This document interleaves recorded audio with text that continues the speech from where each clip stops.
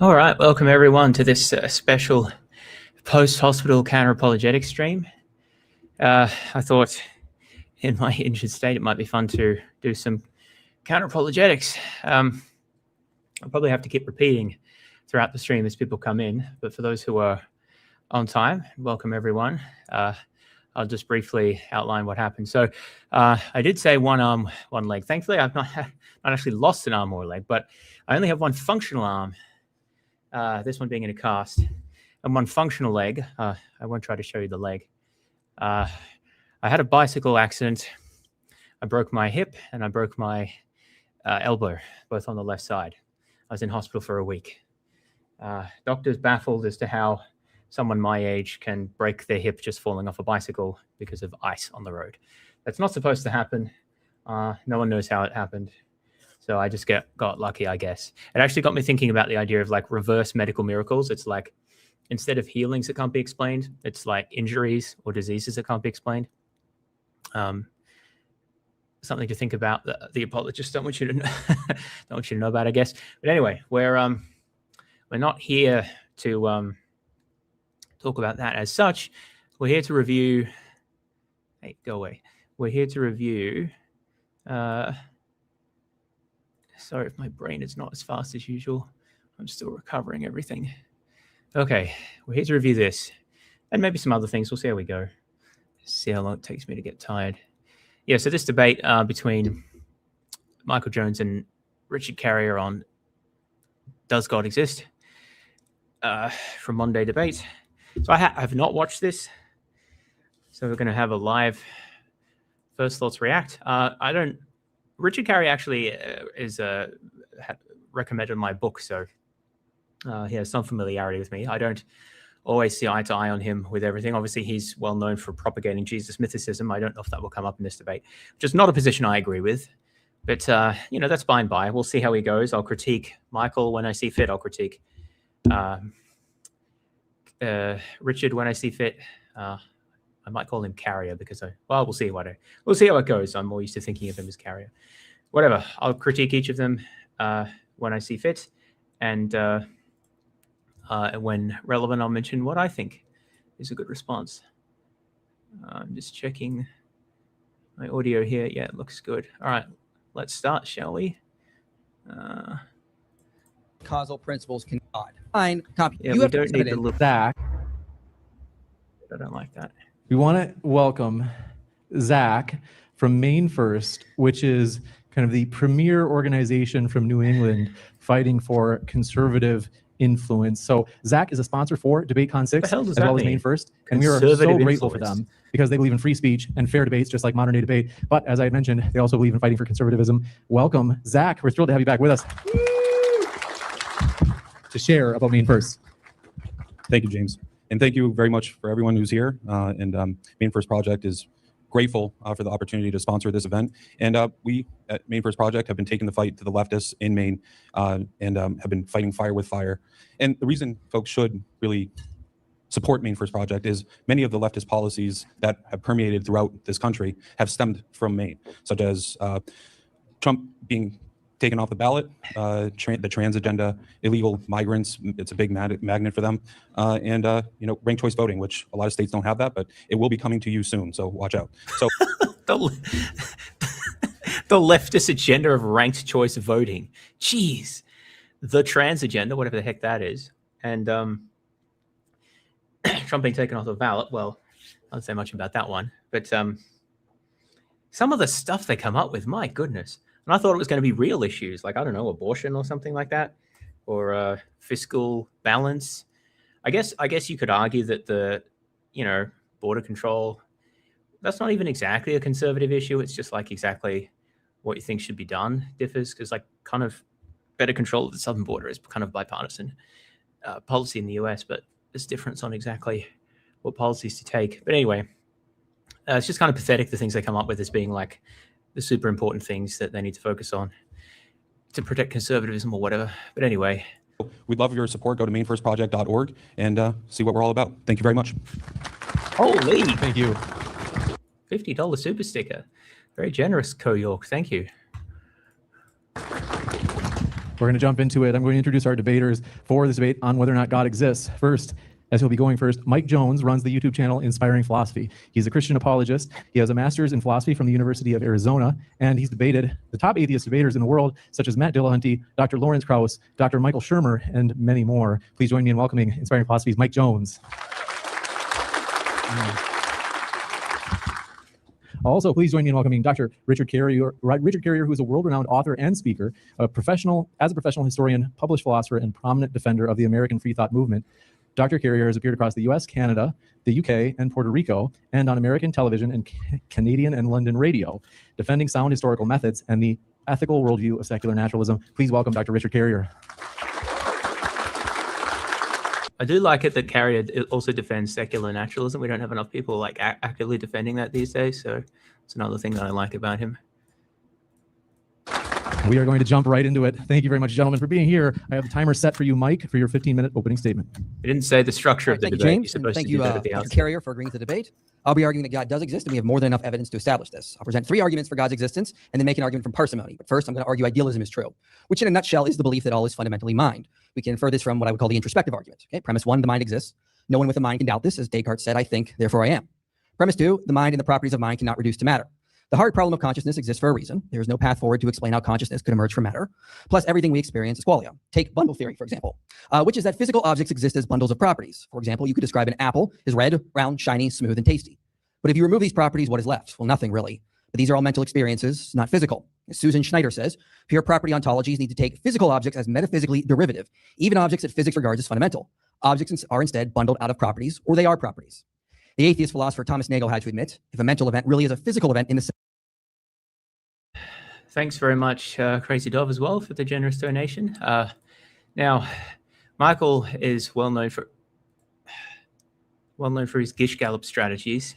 It's like 30 seconds in, and he's quoting this very dense stuff about pure property ontology. So, why are we doing this? Why are we talking about bundle theory? This is what he did in his debate with me. He just started to throw so much stuff out there, and he's not very good at explaining. I'm going to have to go back and see why he's even talking about bundle theory. experience is qualia. Take bundle theory, for example. Forward. Premise 2, the mind and the properties of mind cannot reduce to matter. The hard problem of consciousness exists for a reason. There is no path forward to explain how consciousness could emerge from matter. Plus, everything we experience is qualia. Take bundle theory, for example, which is that physical objects exist as bundles of properties. For example, you could describe an apple as red, round, shiny, smooth, and tasty. But if you remove these properties, what is left? Well, nothing really. But these are all mental experiences. Yeah, so bundle theory here. I mean, I've seen this in more restricted forms, but I guess the idea being that this is an ontological theory to explain what a substance is or an object is. It's just simply a collection of its properties. I think that there's something like this has a lot going for it, but it needs further qualifications. I'm still not really sure what it has to do with dualism, because you could say that those properties are physical or mental or even something else. Like it doesn't directly bear on this question. Maybe he'll clarify that later. Not physical. Susan Schneider says pure property ontologies need to take. Yeah, and so then this quote is a response to. So, Jesus, so confusing. So he's like, he brings up this issue of, maybe this hand would be better. He brings up this issue of explaining mental properties or minds, and then he sort of goes from that to bring up bundle theory, and now he's raising objections to bundle theory. So we're already sort of like 3 layers deep, and it's not really clear why we're doing this. I think this is just not a good way to structure an argument. What we should do is be clear why we need bundle theory to be true or false for some reason, and how that relates to God's existence, and that should be clear in our minds so we know why he's talking about this. And it's not really clear to me at this point, but bundle theory is criticized as any sort of it's similar to actually structural realism, which you could see is a form of bundle theory, or at least like related. Structural realism says that what's real are the relations between things and not the relata themselves, or the relata somehow emerge from the relations. The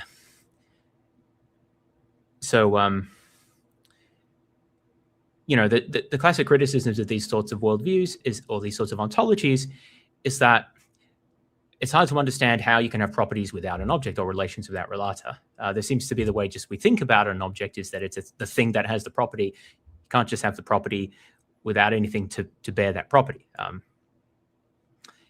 And that seems to be what he is saying here. Physical objects as metaphysical properties. Physical event by itself, once its physical properties are understood. I'm going to have to work through this. So this is a different quote. If a mental event really is a physical event in this sense, did he link this mental. back to? Objects are instead bundled out of properties, or they are properties. The atheist philosopher Thomas Nagel had to admit, if a mental event really is a physical event, Okay, so he's admitting here. So if a mental event really is a physical event in some sense, then the physical event by itself, once its physical properties are understood, should likewise be sufficient. Yeah, well, that's obviously true under physicalism. It doesn't seem to be. Well, I mean, this is the classic dualist argument. It just doesn't seem to be. Obviously, physicalists don't think that's a very convincing argument, but more can be said about that. Obviously, it is conceivable. So this is a conceivability argument. For any physical event, there should be a physical event without any experience at all. Yeah, this is just the conceivability argument, like the zombie argument, or it's a variant of the Mary's room argument. For those familiar with those, it all comes down to sort of it seems to us that it could be different. Like you could have the physical properties or event or whatever without the corresponding qualia to it, the corresponding mental properties, and therefore they can't be the same thing. Or they can't be realized by the same thing or whatever. And this just all comes down to conceivability. I would ask why, first of all, clarify exactly how you mean conceivability, depending on how strong or weak that the criteria are. I may or may not just agree with whether it's conceivable. But then just like, what does conceivability have to do with anything? Like, who cares if you can conceive of something, really? Like, do you really expect that to tell us about the way reality is fundamentally? I think that tells us about the way the human psyche is constructed and the way we learn concepts and things. It doesn't tell you about the way things really are. Obviously more to be said there, but I take a very strong Humean point perspective there, that like the way the mind structures things tells you about the mind. It's a starting point for seeing how our concepts relate to reality, but it can't like determine that. We need some more empirical evidence beyond this, just thinking about stuff. Anyway, it's not a very convincing argument. I don't know why he says Nagel admits this. Like Nagel is a well-known, I don't even know how he describes himself. So non-traditional physicalist at very least, or some kind of dualist or whatever. Anyway. But we can't reduce the physical to the mental, because as we noted, everything we experience is mental. And using the logic of bundle theory. Hang on. But we can't reduce the physical to the mental, because as we noted, everything we can reduce the physical to the mental. Okay, so he's making his sort of idealist argument. We experience is mental. Let him Using the logic of bundle theory and the binding problem, we can infer what constitutes as the physical can reduce to the mental. But as noted, the mental cannot reduce to the physical. Premise 3, substance dualism. He didn't really explain how that's supposed to work at all. I would say that you can reduce the mental to the physical, contingent on exactly what you mean by reduce, and a bunch of other things that we're not going to get into now. But I mean, he didn't really explain how the reverse is supposed to be true either. One of the problems of trying to reduce the physical to the mental is to explain commonality of perceptions over time and across people. It seems that some sort of physical world that we all share in is the best explanation of that, at least to me. And this is why we postulate, scientific principles and laws. If we're to say that those are ultimately mentally instantiated, in whose mind are they instantiated? It doesn't seem like they can be in any one person's mind, because they apply elsewhere. Unless you want to go full solipsism and say you are the only mind that you can know anything about, and everyone else is like a delusion in your mind or a dream or something. You could go down that line if you want. But there's, we could still argue that there seems to be a lot of structure to the dream that's not well explained, and is better explained by postulating structure external to that dream. That's what I would sort of say. And not many people are willing to go full solipsism. And so then you need to explain other minds as well. And so Michael would probably say, well, it's all structure in God's mind. And, at that point, I'm not really sure. What's the difference between God creating reality as a physical reality and God creating a mental reality within his own mind, which functions like a physical reality? I don't know that there's really much difference between those things. It'd be interesting to see if we could articulate even what in principle difference there is between those two forms of creation. Anyway, so I just don't really see how that's relevant to anything. Really, what he needs to do here is make an argument that theism is true, and I'm still not sure how we've gotten there. Is false. As noted, there is no reason to posit a substance beyond the quality we experience, and substance dualism suffers from issues like the interaction problem. Therefore, from the three premises, the conclusion would follow that. Okay, well, I'm happy with premise 3, but the mind or minds exist. I think a better premise that you might start with if you're dealing with introspection is my mind exists. But again, that's a quibble. So premise 2 is obviously doing all of the work here, at least for a physicalist, because they're going to be happy with premise 3. And unless you're a very strong form of eliminativist, and even people like Dennett are not actually eliminativist in this sense, or the Churchlands, I think, there's a bit of language gaming there, but like most people don't actually think that the mind doesn't exist. They're just like skeptical of a lot of mental language. But I think within reason, like the vast majority of physicalists agree with premise 1, and they're all going to agree with premise 3. So premise 2 is doing nearly all the work here. And of course, most physicalists aren't going to agree to this, depending on exactly how you define reduce, because there's non-reductive forms of physicalism, which Michael hasn't even talked about. But there's arguments that all forms of physicalism must be reductive in some sense. There's different levels of reduction. It's too complicated to get into here. So what was his argument for saying that the mental can't reduce to the physical? It's basically like, well, you can imagine having a physical state that doesn't have a corresponding mental state. That's just not a very good argument. I mean, there's ways to develop it that make it more sophisticated. Like Nagel has done this, Chalmers has done this, and others. I don't think their arguments ultimately succeed either, obviously. You could go into those in more detail. So I think if you do, it's going to be hard to use those arguments those arguments to get to theism as well, because there are principles they appeal to, which I don't know that theism is going to be very happy with, and neither of them are dualists. But anyway, so the point is, what we should judge Michael here is how well he's done at presenting a plausible case for, well, I guess his conclusion here, all is mind. And I don't think that conclusion follows from these premises, by the way. You'd need to ensure that you've exhaustively eliminated the possibilities. And it seems the only ones he's considered here are like reductive physicalism and substance dualism, but those are definitely not the only candidates. Forms of non-reductive monism, for example, or you could be a property dualist, which is plausibly a form of non-reductive physicalist, would be another position. Or neutral monism, which is like the mind is just something else, not physical or mental or some sort of fusion. So there's definitely other positions here. So I think, strictly speaking, this argument is invalid. But even if you like add extra premises or change it up to, well, I think that all is mind is going to be important here, right? Because, well, yeah, it's interesting how he's going to use that because everything could be mind, but it wouldn't necessarily follow that there is one mind that has the divine properties. I guess we'll see how he gets that in a moment. So I think this argument really needs more work to make it like actually valid. And premise 2 here is just doing way too much work with like very little defense. Like a quote from Nagel was all we got. That's just not going to convince anyone who's not already convinced. I think he needed to do more work to try to be convincing there.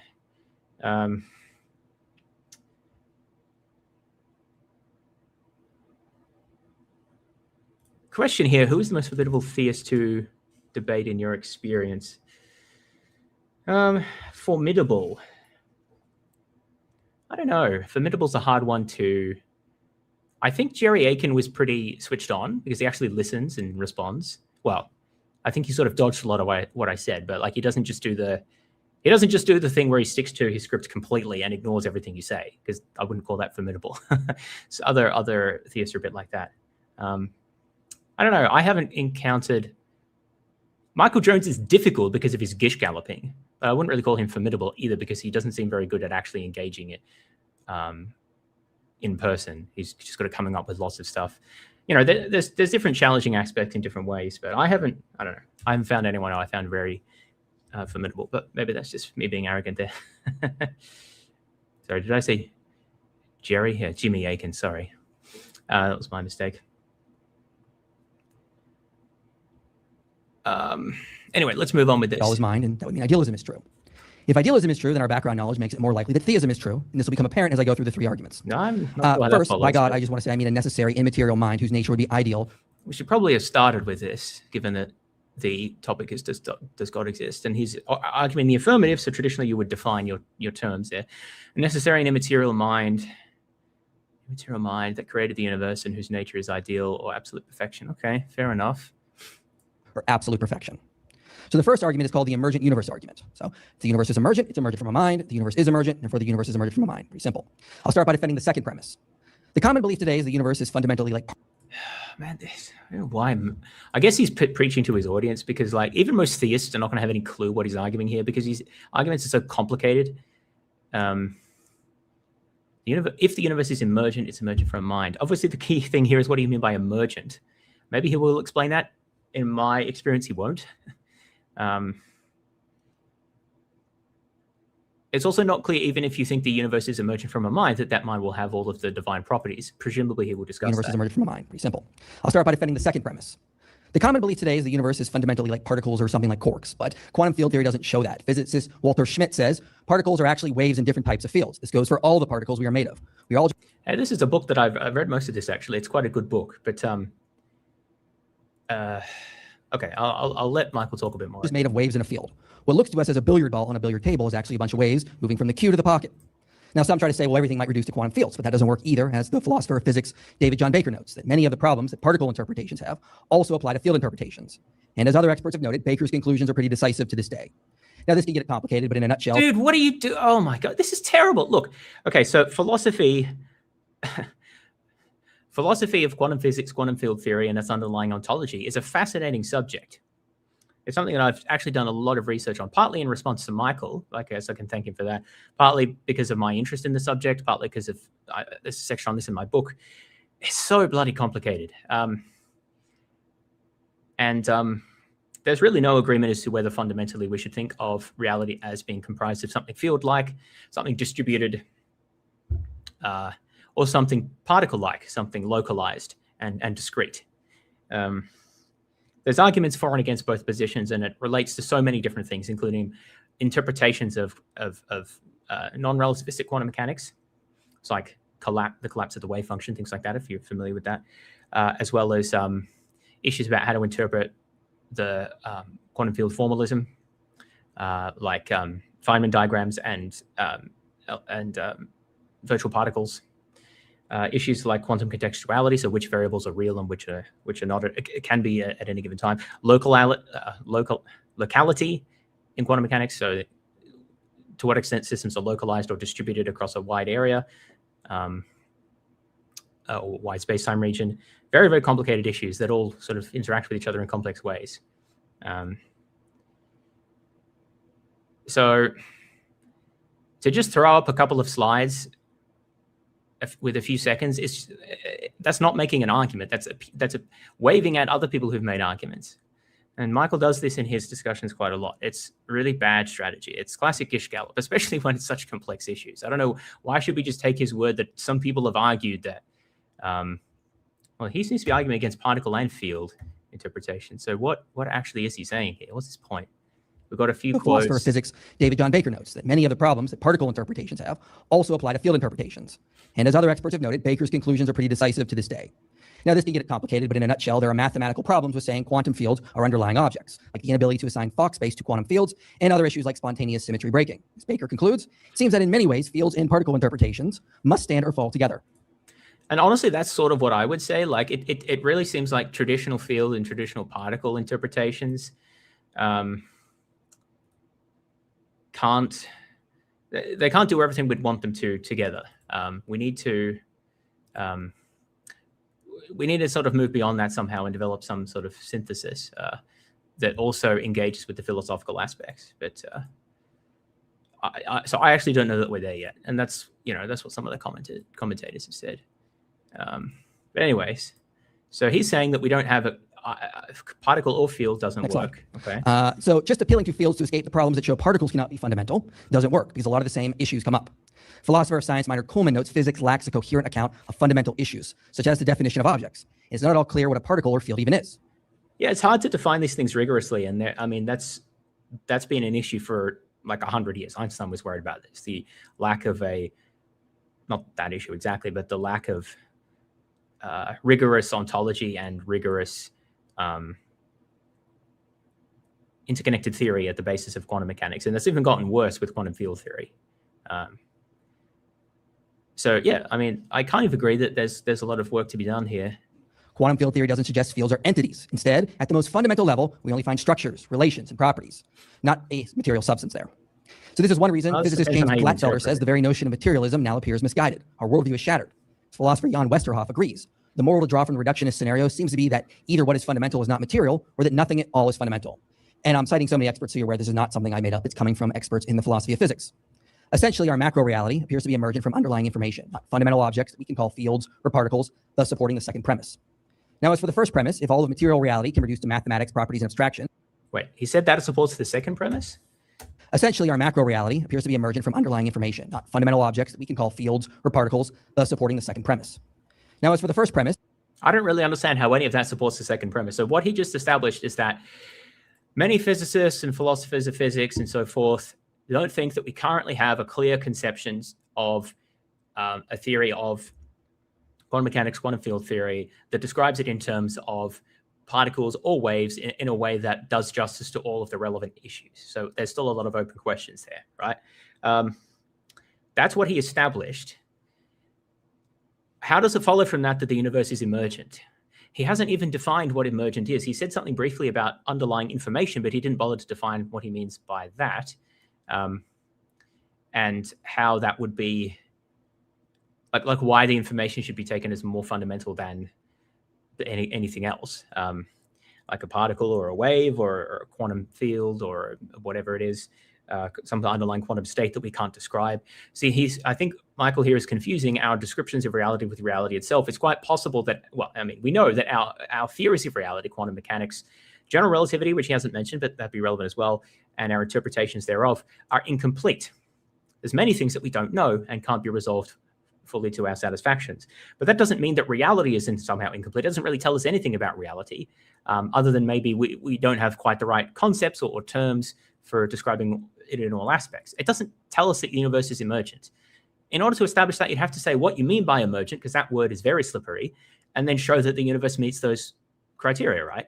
Saying that we can't adequately describe the universe currently in terms of particles and or fields doesn't mean it's emergent. I mean, it's a straight category error, right? One is talking about our language for describing it in relationship to scientific theories, and the other is just a whole other thing, like immersion. That's another piece of language that we can apply to the universe. I think that there's just a giant non sequitur there. Most of the crowd will either agree with him because they like his channel and like his style, right, and just accept his vague appeals to experts, or they'll be bamboozled, hopefully into just ignoring this whole argument, right? But like he hasn't defended premise 2. He said some stuff about foundations of quantum field theory and so on, and then waved his hand and said, oh, and maybe this says that the universe is emergent from information, without drawing those links at all. Like, again, it's just a terrible argument, and that's not because I disagree with any core premise here. I'm just saying the structure's not there. He needs to say what emergence is and explain the evidence for it or reason for thinking that it exists. What he said just doesn't have any direct bearing on that. He didn't try to draw that link. Yeah, this is what I mean. And I think Michael relies on this because he does such a poor job at explaining the things that he appeals to. It's probably impossible to explain them all, even to like an interested layman level who has some background in these sorts of things in the time that he has. And that's part of why I think he's such a bad communicator about these things. He needs to choose what to present more carefully. It's all right to quote some experts, and you don't have to go through everything in excruciating detail. But what we saw was not even close to what is needed there. I'm just going to have a quick look at chat. So about this question of the review of the Aiken debate, I just haven't felt a desire to do that. So I did a sort of a review on I think it was modern day atheism. It was here in the chat before. Correct me if I got the channels confused. I think that it was with you. And then I also did a recent pre-recorded video about the resurrection argument. And those videos really say everything that I wanted to say. So I don't intend to do a review of that debate. I'm sort of lukewarm on debate reviews as it is. I think it depends whether there's more to be said. Like when you debate Michael, you have to do a debate review because it will take like 5 hours to just dissect everything that he's talked about. So they're necessary for him, but I don't think they're always that useful. Anywho's. Good question here. So I did manage to, there's only one thing that I was lucky for my injury. So for those who've just joined us, I slipped on some ice on the road, cycling back from work, and broke my left elbow and left hip. I was in the hospital for 1 week. I had operations on each, and it was just released yesterday. I'm recovering at my apartment for 1 day before heading back to Australia for for a month, and to get married as well, actually, which thankfully we did not have to postpone. But that was, geez, that was a barrel of laughs. Also managed to drop my phone in some water at the hospital, so it's been fun, shall we say. But the one lucky escape is that I did manage to injure my non-dominant hand and leg, so that has been good. So I can type with difficulty with the one hand, but like the fingers are fine. I can move my fingers and stuff. I just can't hit the microphone. I just can't bear weight on the left side for a few weeks. I can hobble around on the left leg, but I'm still pretty slow. But I can use the mouse and everything, so that's one good piece of fortune. Anyway, a piece of good fortune, rather. All right, let's go back to this. So just to summarize here, so this is supposed to be an argument to explain why God exists. We still haven't really got there yet, in my opinion. But Michael here was just telling us why the universe is emergent, and he didn't really say anything about that. Even if you accept everything that he said, all you could reasonably conclude is that we don't have a good theory of quantum mechanics, quantum field theory. Doesn't really say anything about whether the universe is emergent. Now he's going to defend the first premise, which is probably the even more difficult one, because why does it mean that the universe has to be emergent from a... If all of material reality can be reduced to mathematics, properties, and abstractions without any reference to a substance, then it can better fit with an idealist worldview, where the macro reality is merely emergent from information contingent on mind. Instead of posing an undetectable material substance that gives rise to quantum fields and particles and then somehow builds conscious agents, we stick with what we know exists: consciousness and a material reality reducible to information. So shave off all mind-dependent objects and stick with what we know. Similarly, philosopher Doreen Fraser has to say about our reality: multiple lines of argument support the conclusion that quantum field theory does not describe a world that contains particles as fundamental entities. These arguments rely on special relativistic or general relativistic premises. I've added the proposal that particles be considered fictions in another sense. Particles and quasi-particles in condensed matter physics supply physical intuitions that are useful for formulating mathematical framework for quantum field theory, but which do not represent the world even approximately. So no need to posit some sort of substance beyond that. We stick with an idealist on. So that quote, I have not read that specific piece, but I would bet a large sum of money that that is extracted from a section or chapter that's discussing particle theories of quantum field theory. It was quantum field theory, right? Let me check the book. Oh, it's just philosophy of physics, but he's talking about QFT, yeah. So by the way, for those who don't know, so you have like your non-relativistic quantum mechanics, which is like Schrodinger's cat sort of stuff, double slit experiment. It's what most people learn maybe at high school or early uni. And then you have the relativistic version, which is more like particle physics. That's quantum field theory. They don't actually mesh very well with each other. Like in theory, quantum field theory is a generalization of non-relativistic quantum mechanics, but certain types of interactions are much harder to express in QFT terms. So both are still used in, even in researcher physics publishing. And it depends on what system you're trying to model. Anyway, this quote here appears to be talking about the idea that you can define many types of things as particles depending on the system. The reference to particles and quasi-particles in condensed matter physics is a bit of a giveaway there, because there you can like talk about electrons moving about through a lattice. But you can also talk about holes moving through the lattice just as well. A hole is just like the absence of an electron in a lattice, and it's like sort of equivalent from a mathematical point of view. And often more convenient for certain modeling purposes. And so obviously like a hole is not an actual physical thing, right? So that you could sort of see that as a quasi-particle. That's just a simple example, but there are many more complex examples of like things that are not really a physical system, but can be modeled as if they're a particle, which is useful. I think he's talking about that. And he's saying that like maybe that applies for the vast majority of particles. Like we don't actually need to think that particles are fundamental, that they're just more of like an operationalized thing. But this is just part of a general argument about whether we should think of reality as fundamentally like particulate or fundamentally field-like or maybe something else. This doesn't really have any bearing on whether it's emergent or emergent from a mind. So I don't know why we're being quoted this here. So what was the argument again from why? Instead of posing an undetectable material substance that gives rise to quantum fields and particles and then somehow builds conscious agents, we stick with what we know exists: consciousness and a material reality reducible to information. So shave off all mind-dependent objects and stick with what we know. Similarly, philosopher Doreen Fraser has to say, shave off all mind-independent objects. Well, the idea would, I'm very confused about that statement. So if you're an idealist, there could be as many layers to the physical world as you like. And I don't know that I don't know that it has much to say about that. But again, the idea here is not supposed to be this diagram. I don't agree with here.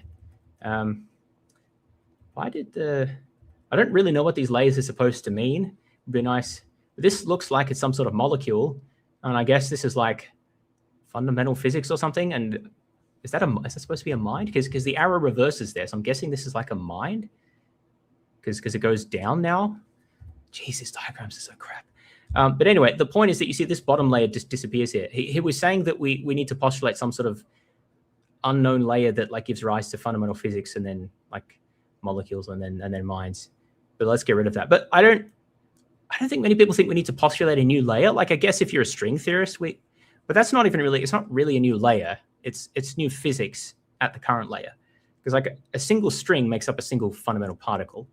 So I just don't really know any people postulating what would genuinely be like a new layer.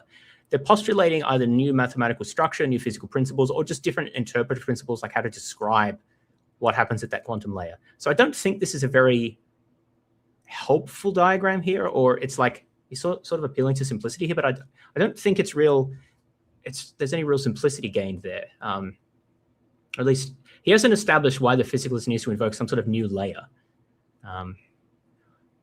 And of course, the concern is going to be, look, that if you're an idealist, you have to explain the regularities that we see in the world, because that's normally we appeal to the shared physical reality that we experience and participate in, is why we see many continuities within our own minds over time, as well as similarities across other people's minds. We all exist as embodied beings in a shared reality. That's why some people can't just like decide to fly to the moon and others can't. You know, you can't just imagine things and make them real. There's a difference between something that you imagine and something that exists in the real world, right? I would argue that the best explanation of this is some sort of shared physical reality, which we then have a lot of information about from science. I don't really know how this diagram is supposed to like get around that argument. And then you need a whole series of new principles to explain how, instead of going in this direction, which we can describe in great detail scientifically, not in full detail, but a lot of detail, how this direction is supposed to work. Like, what are the principles governing how minds give rise to this stuff? And I think that there you end up with a lot of just ad hoc principles. You just have to postulate that that's just what it is, right? So I don't think that's going to work very well.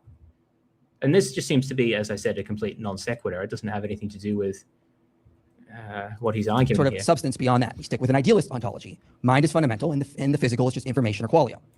Next, we can use another correlation using quantum cognition, and this will be an inductive argument. In 2009, physicist Diedrich Erich published a paper noting that our cognitive processes can be readily modeled using the mathematical formalism of quantum mechanics. Now, this is not just hypothetical. Psychologists have been applying quantum cognition to their field and finding it is more successful than traditional models, and has provided principled answers to the puzzles and challenges. My opponent knows that quantum cognition is independent from quantum mind research, and he's endorsed the field recently. However, the point I'm getting at is that if our inner mental world can be modeled in terms of quantum processes, similar processes that give rise to space, time, and matter, that means space, time, and matter are emergent from the underlying quantum world, but our inner mental world of consciousness and mind can be modeled via quantum processes. Through the study of quantum cognition, this would suggest that what space-time emerges from would be similar or indistinguishable from that of a mind, or something that looks and acts an awfully lot like a mind. But I'd say the most parsimonious Yeah, so he's argued this as well in the past. So quantum cognition is, although I think possibly unfortunately named, it's a perfectly valid subdiscipline within cognitive science. It's not one that I've interacted with much. It's still a little bit niche, I think.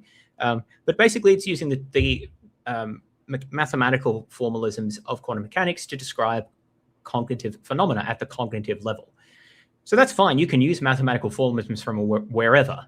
A more common one in like neuroscience, particularly like systems neuroscience, would be statistical mechanics, which describes the properties of large numbers of simple elements and how they interact with each other and the statistical aggregates you get from there.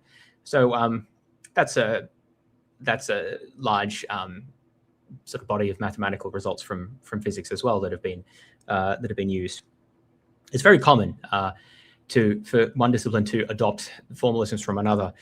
What I would say is that you cannot and should never infer from that there is some sort of ontological relationship between them. There might, between those disciplines or the phenomena that they're describing, there might be, but you need to do more than simply point to shared modeling similarities or modeling approaches to derive that, because we know that mathematics is very general, especially when you're talking about quantum field theory. The idea of a Hilbert space is basically just a way of describing all different possibilities that a certain system can have. That is a very general description. And then there's like the Schrodinger's equation is basically a wave equation, which is a very general form of differential equation. So there's a lot you can describe using those sorts of approaches. whether that means that the underlying systems share a quantum ontology in the same way that like quantum mechanics does, I think is a huge leap and not something that you're justified in making on the basis of even like, yeah, even if it was really strong modeling results in cognitive science, and I'm not convinced that they really are, it's just sort of interesting. But even if they were really strong modeling results, that would just tell you that different formalisms were appropriate in both cases. And it's sort of even unclear what Michael is supposed to be saying there. Like, you might say that, okay, so if you can use Schrodinger's equation, or you can use a Hilbert space formalism for describing the brain and describing the double slit experiment. So maybe that means that in both of them, wave mechanics are important, or superposition of possibilities is important in some way, right? So that might be true. But what does that really tell you about their underlying ontology? Like, well, nothing really. Like, the double slit experiment is made up of, your apparatus plus your electrons going through the slits. The brain is made up of, about 100 billion neurons connected to each other and exchanging electric activity and bathed in hormones and all this other stuff, connected to the rest of the brain in complex metabolic patterns and pathways. It just doesn't have anything to do with the double slit experiment in terms of what it's made of. All that you could say, and even then you'd want to be cautious, is that certain aspects of them can be described using similar phenomena, like wave mechanics might be, or superposition might be important in describing both, or useful in describing both. And even in the case, in quantum case, it's even less clear. Sorry, in the quantum cognition case, it's even less clear, because it's not even clear that we need those forms to explain the relevant cases. That's still an open question. It's still a bit of a niche field, and we'll see how well it achieves its objectives. But anyway, this is a very dubious inference, and I think it's just really lazy thinking. It's basically because, well, they both have quantum in the name, so they must be similar in some deep way. That's just ridiculous. Again, it'd be just like saying that just because both systems use differential equations, that therefore they're sort of deeply linked in some way. Like Newton's laws of motion use simple differential equations. Well, just because I use differential equations, does that mean that it's like related to gravity or something like that? That would be ridiculous.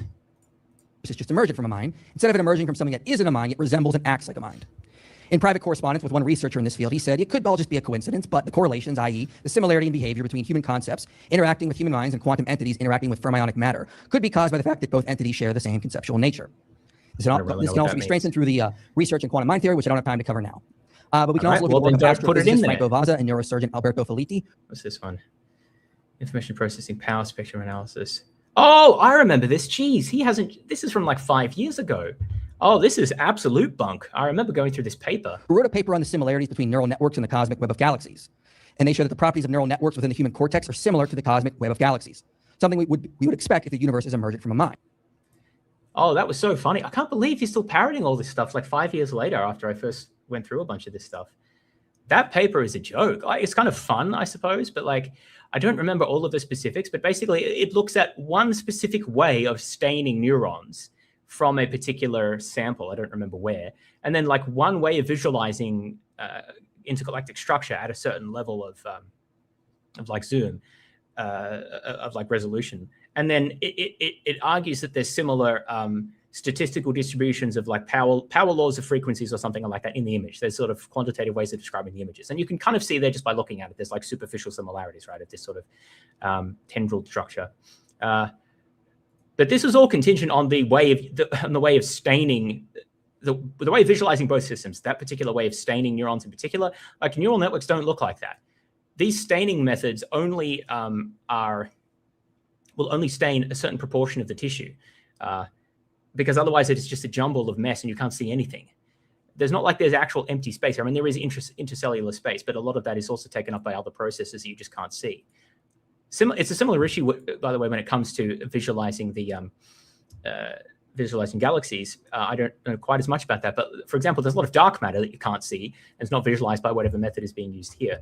Well, actually, I don't think it is. It's possible that it actually has been, but then there's the question of, do you include the dark matter or not? Like, if you take images and compare them, that's not going to tell you anything about the underlying systems unless the way that you've processed or constructed the image is in some way like objective, or that there's some basis for doing it that way.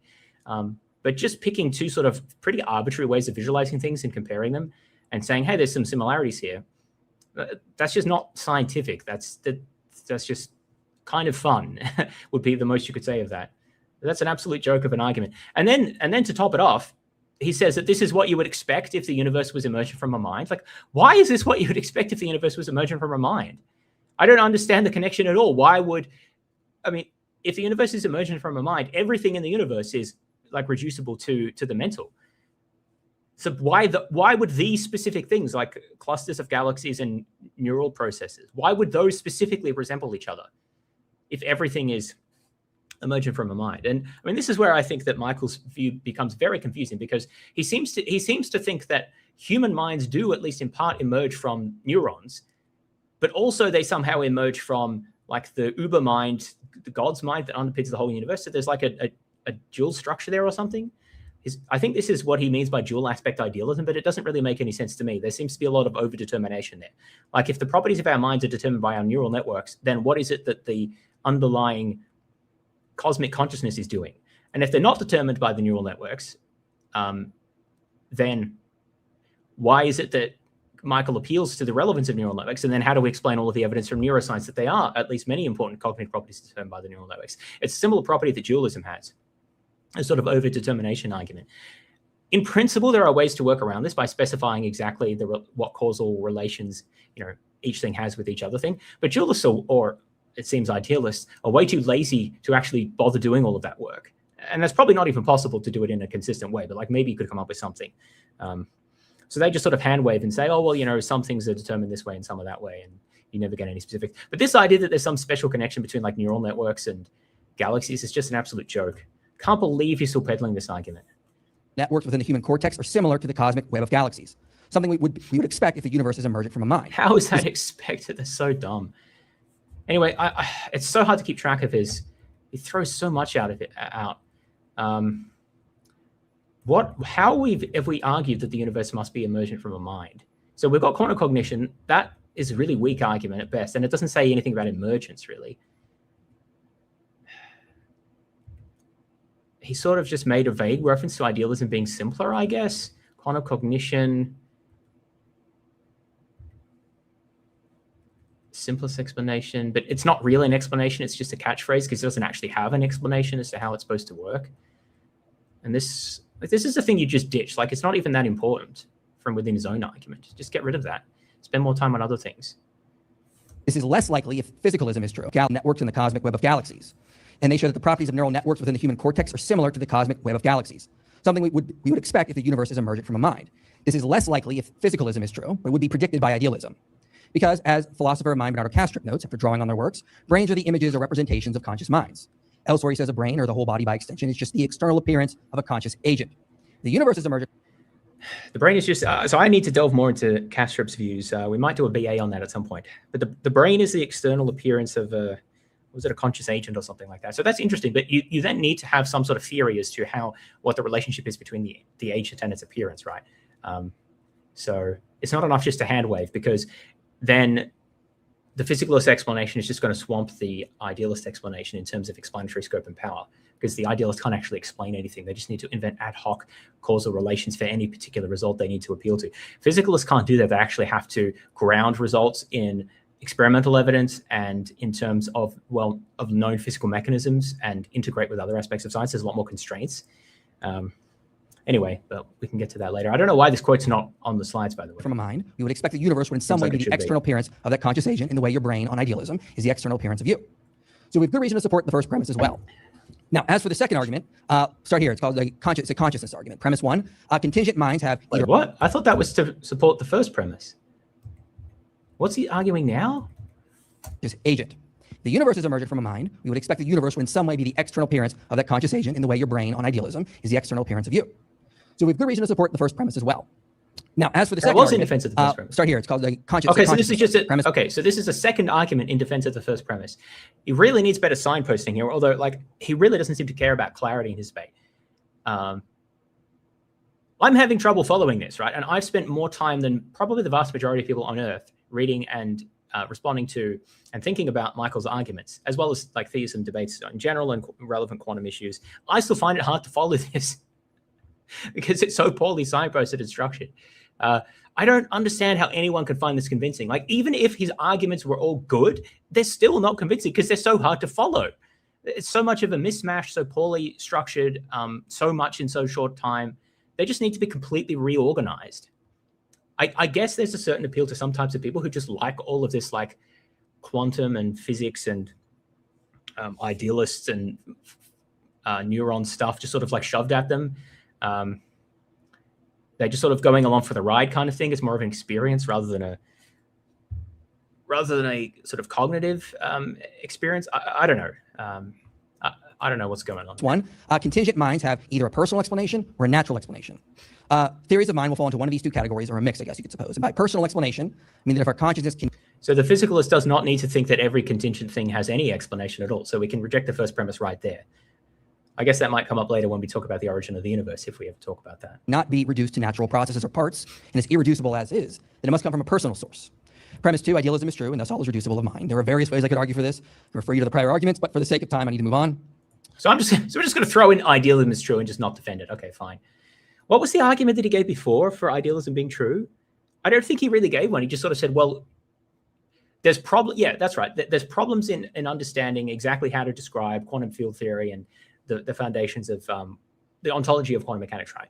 Therefore, idealism is true. Like, pretty much that's where we got there. Idealism is somehow simpler, but he didn't explain that. So that's what we've got so far as our defense for idealism. And now he's not going to provide any more. So what we've got here is two premises which the naturalist can easily reject. Well, obviously, every naturalist is going to reject premise 2. And premise 1 is more plausible because you might think that all contingent things have some sort of explanation. And if you think that this is a true dichotomy, that all explanations are personal or natural, then you might get to this premise. But you could argue that not all contingent things have an explanation, which is what I tend to think. Or you could simply argue that explanations there could be other types of explanations beyond personal or natural. I suppose a naturalist is probably not going to argue that. They're probably going to say that all types of explanations are natural. Maybe you don't have to argue that. It depends. Like, because you might say that there could be mathematical explanation, which is not natural in the same way because it doesn't appeal to causes. Not sure about that. Anyway, so you could, yeah, maybe. But you're not forced to accept this as a naturalist. I say naturalist, by the way, even though technically Michael's defending theism here, not responding to naturalism, but he develops many of his arguments as if he's responding to naturalism. His opponent in the debate is also a naturalist, so I think it kind of makes sense to just present that as a dichotomy for the sake of argument. Theists almost never consider these like non-naturalist or non-physicalist, but also non-theist types of worldviews, which I think is a huge weakness of all of their forms of apologetic, but that can be discussed around the time. So this would mean that if all is mind, one's individual consciousness cannot be reduced to natural parts or processes that are not mental in nature. Therefore, conclusion 1, a natural explanation cannot be the reason for contingent minds. Premise 3, the explanation of contingent conscious minds is a personal explanation. And then the source would be a necessary personal source. Idealist philosophers... Wait, where does premise 4 come from here? This personal source is what we call God. The problem is that God is not just a personal explanation of contingent minds. God has specific requirements. Remember, he had to be an immaterial mind who is omniscient and is the creator of the universe and is all good. So the personal explanation of contingent minds could be, for example, some sort of cosmic programmer, right? Like if our universe is a simulation, we could be simulated in a computer in a different universe by other aliens who may themselves be physical, but with different laws, say, and may not have any of the other properties of God. So contingent minds may have a personal explanation, but not one that is reducible to anything that's theistic. Or it could have it could be, we could all be the dream in some sort of higher being's mind, but that higher being might not have the properties of the theistic God. So there's still lots of options here that haven't been ruled out. You can't just jump straight to God from some kind of personal explanation of contingent minds.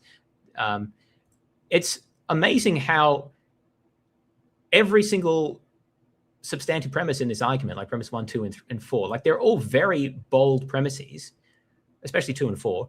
And he's just like made no effort to defend them or say why they're even like plausible. Like 1, you could say, okay, maybe plausible if you think that contingent things have explanations. That's more widely accepted. like especially just throwing in idealism and then just jumping to God. Absolute joke of an argument. You're going to need to defend that, and he just makes no effort to do so. You be recognizing this fact one way or another. Bernardo Kastrup says the whole universe is a mind, but not in your individual psyche alone, for mind extends far beyond the boundaries of personal introspection. Helen Yetter Chapel says external reality is a vast unity of consciousness independent from all finite minds. But this would lead to a theistic conclusion. All is mind, and yet we are individually contingent. No, it doesn't. Then all being mind is not the same as theism, because theism says that there is an underlying cosmic mind which has specific properties. If the underlying cosmic mind lacks those properties, it's not theist in nature, right? I don't understand how theists can't see this. You've got to get to the properties that you require for a God. Michael defined God before, and it wasn't just any type of mental explanation of contingent minds. It was much more than that. It was all powerful, and it created the universe, and it was omnibenevolent, right? It had all these other properties which wouldn't follow from just being whatever it is that was the cause of contingent minds. You can't just still must make come that from leap. somewhere, but we as conscious agents are irreducible to smaller parts that make up our consciousness. It would reasonably follow our minds come from a greater mind that is the grounding of all contingent minds. Therefore, this is who we would call God, therefore God exists. Now, the final argument I'll present is the moral argument. Premise 1, non-natural moral realism is true. Hang on. This is the view that What is this an argument for? Wait, I think I've completely... Was this a separate argument for God's existence? Because I was still... Jeez. I thought he was still defending one of the premises in this argument. I guess not. So when did we stop with that argument exactly? Because he says kind of the same things in all cases, whatever he's defending. I guess it was here that we switched. That wasn't clear to me. Oh, wait, no. Wait, Jesus. What is the relationship between these arguments here? Okay, yeah. So so he's coming back to that argument. Yeah. So we didn't really explain why the universe is emergent at all. Oops, I've gone too far. Forgive me. I'm trying to understand the structure of his debate here. The slides could be better organized as well, just to help let people know when he's moving on to a new major argument. Instead of defending a subpoint within an argument, you want to make that crystal clear. Not well signposted.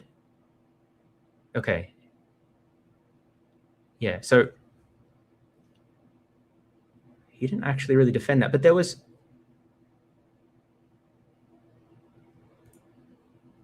the introspective argument. That's not an argument. That's what we started with, right? All is mind. But that still doesn't get you to... Maybe that was supposed to get us to theism. But then... So is this a different... Geez, I don't even understand what the relationship is between the introspective argument. I guess they're different arguments. I kind of thought that they were connected in some way. So this first introspective argument is just... The conclusion, it doesn't have anything to do with theism. I guess you just have to assume that this is God. He didn't even say that.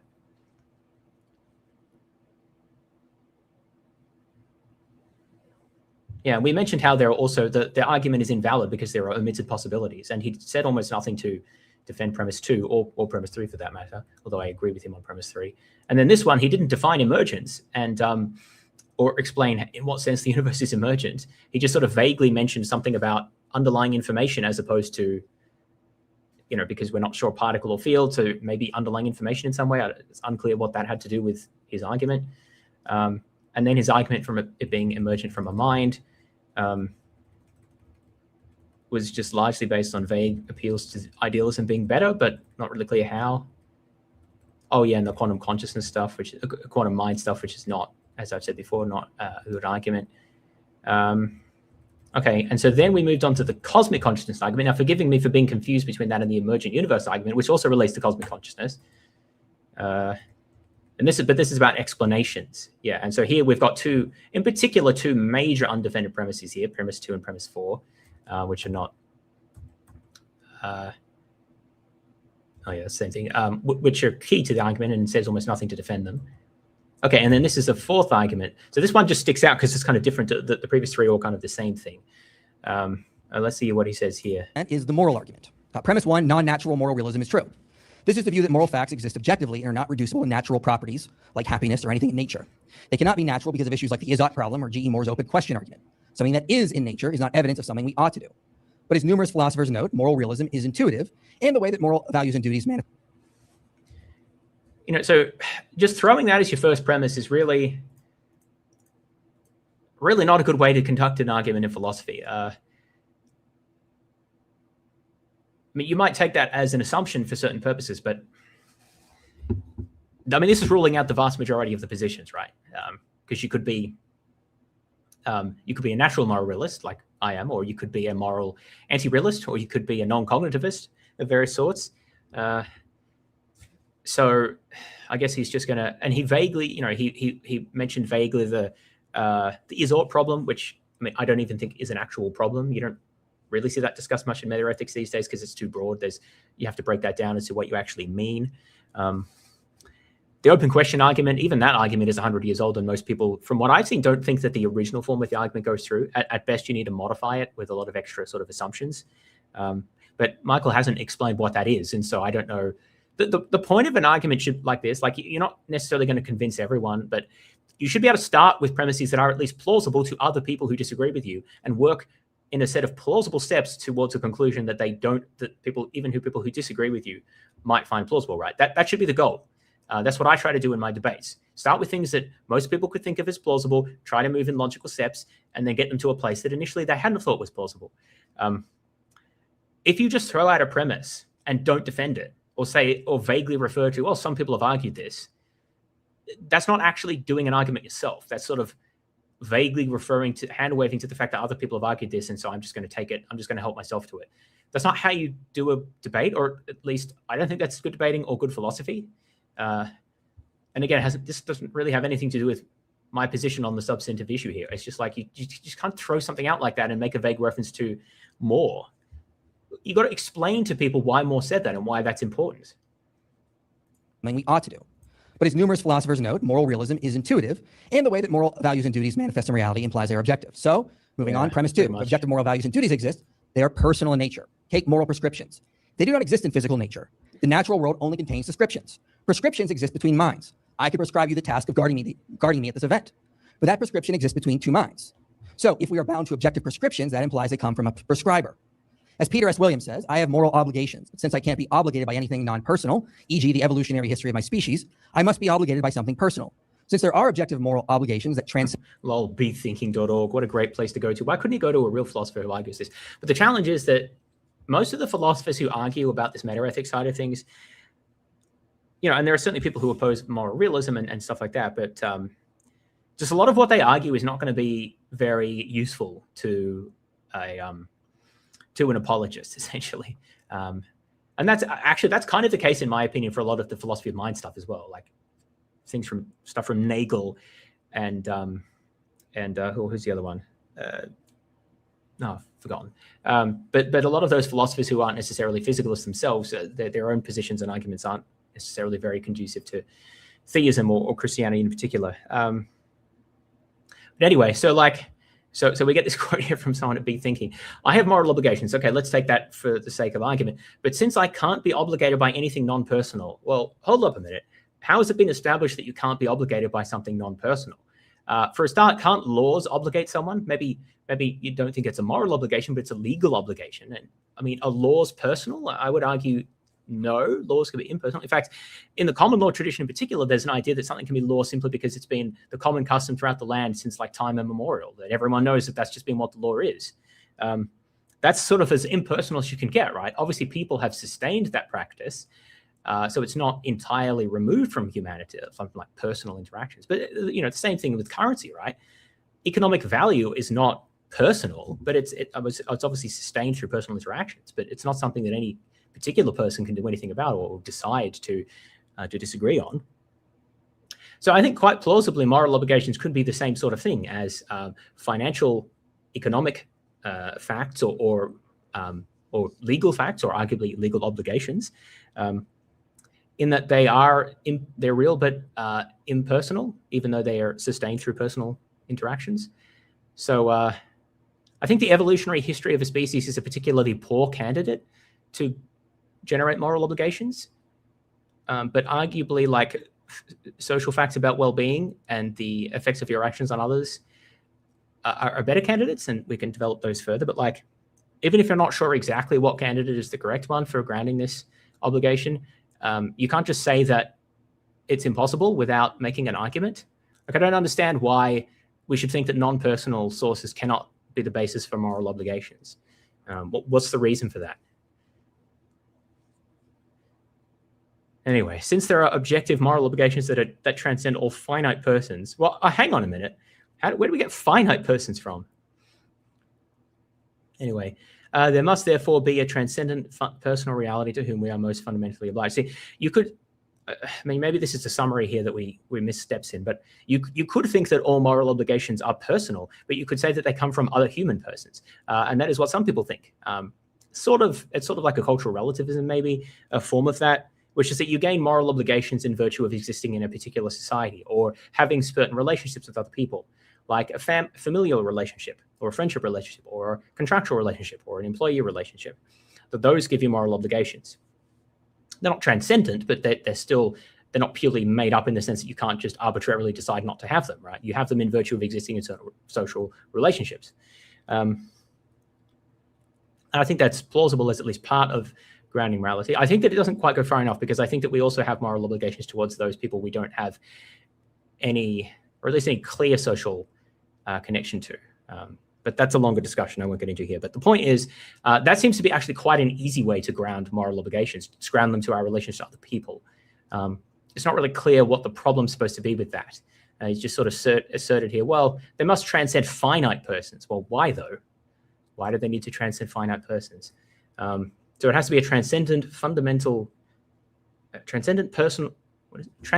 personal reality to whom we are most fundamentally obliged. It's just a joke of an argument. Like it just bakes all of its conclusions into the premises, which are not stated here. That we have moral obligations, that they can't be non-personal, and they can't be owed to any finite person. So there must be an infinite person to whom they're owed. Well, like obviously, if you assume those things, but who the heck assumes any of those things if they're not already making this argument? Like no one is going to think that those things are plausible unless you already are a theist or are convinced by this type of argument, right? It's just so silly. All finite persons or groups thereof, there must therefore be a transcendent personal reality to whom we are fundamentally obligated.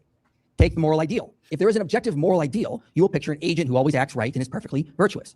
But that is necessarily an agent, not mere abstract principles divorced from something personal. If there is an objective ideal, it would be a perfect moral agent. From a perfect mind would come perfect principles of behavior. Take moral guilt. Peter S. Williams says, since it would be inappropriate to feel guilt or shame before an abstract, impersonal moral principle, and since it is appropriate to feel guilt and shame before the objective moral law, that moral law cannot be an abstract moral principle. In other words, objective moral values must be ontologically grounded in a transcendent personality, before whom it is appropriate to feel moral guilt. I mean, I'll just repeat what I said before. Like, this is just all saying stuff that leads to the conclusion. Like, there's no attempt to justify any of these claims for someone who wouldn't already agree with them. When is it appropriate to feel guilt or shame, and what justifies that?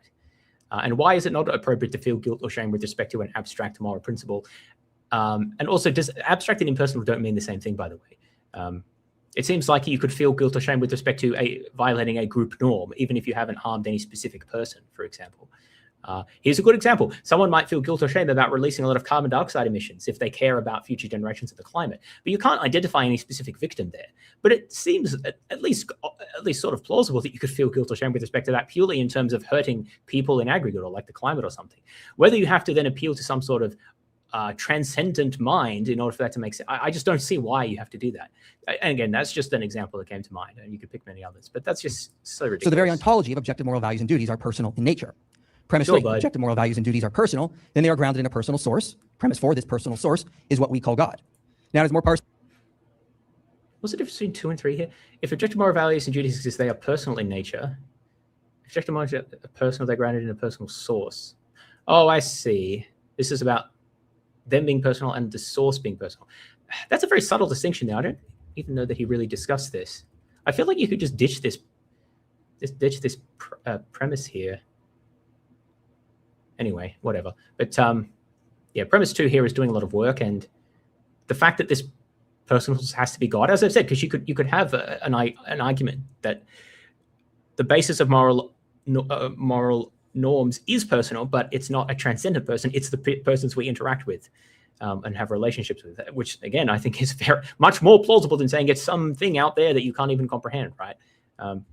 If you start with a conceptual and historical analysis of morality and what it does and how it works in societies, I think that it's much more plausible you get to it relates to how other people interact with us and norms towards them and how our actions affect other people, than saying that it's about somehow how we offend some transcendent divine being who somehow instantiates vague principles. You know, you start getting into the divine command theory issues about how that's supposed to work exactly. You know, like it just, I don't see the plausibility there. You could argue for it, but he hasn't bothered to. So personal, then they are grounded in a personal source. This is a joke of an this argument. personal source is what we call God. Now, it is more parsimonious to posit one entity which encompasses all of objective moral values and duties, rather than multiple ones. So we can simply posit objective goodness itself, which would encompass all values and duties, and that would be personal in nature. Therefore, God exists. Wait, how is it? Now, how is objective goodness personal in nature? Objective goodness is an abstract property. It's not personal. You could say, you could postulate someone who maximally exemplifies goodness, but the problem is it's not clear that that's actually possible in a person. Like, it may be incoherent that a person can maximally exemplify all of the aspects of goodness, for example. It can only exist in an abstract form, but it can't be like personified, for example, because being a person introduces constraints, like plausibly. Again, I don't know, but you're just helping yourself. Michael is helping himself here to these things and just assuming that a maximal exemplification of an abstract moral property can be exemplified personally. Of course, Christians believe this, right? But if they're to convince the rest of us, they need to argue that that's even possible, like conceptually. Because it seems plausible, at least to me, that anyone who is a person necessarily has involves there being constraints beyond, and so just sort of differences between any person and an abstract moral principle. You know, just like there are differences between other types of abstract objects, like properties or numbers, and any type of person. You know, if you don't think God could be the number 6, then is it really possible that God could be justice? Right? I actually don't think that makes any sense. So, you know, and that one speaks to divine simplicity, this idea that God is identical to his properties. Well, we can get the Catholics on and argue about that another time. But anyway, more dubious appeals here without much argument. I expect my opponent will be able to come up with alternative explanations to the point I raised. But a major obstacle for him is offering an alternative explanation of reality that is more plausible. Well, see, this is just bad. See, he presented 4 arguments, and now he's only got 3 here. This is just confusing. So there was moral realism and the emergent universe consciousness, but there was another one. I know there was another one. Maybe there were 2 for the same thing, 2 arguments for the same. Moral. What was the other one? The cosmic consciousness argument. Did he put that at the end? That's different to the emergent explanation of consciousness. The cosmic consciousness, the emergent universe. Yeah, that's that one. But there was another one, wasn't there? Yeah, there was the very first one.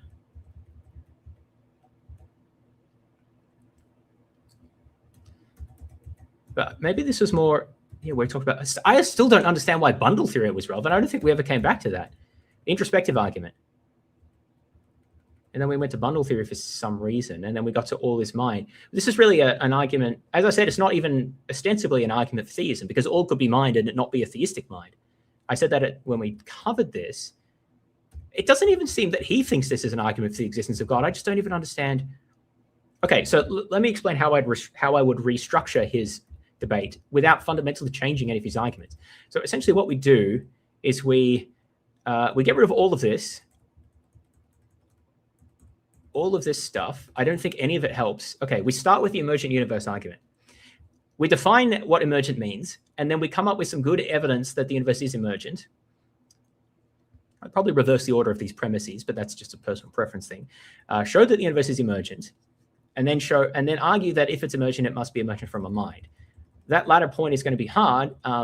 Probably what you would do is somehow explain that only the unique properties of a mind will be able to resolve some of these tensions that lie at the basis of physics or something. I don't think that's really going to work, but at least you could try to do something better than what he did, which was just a bit of a jumble.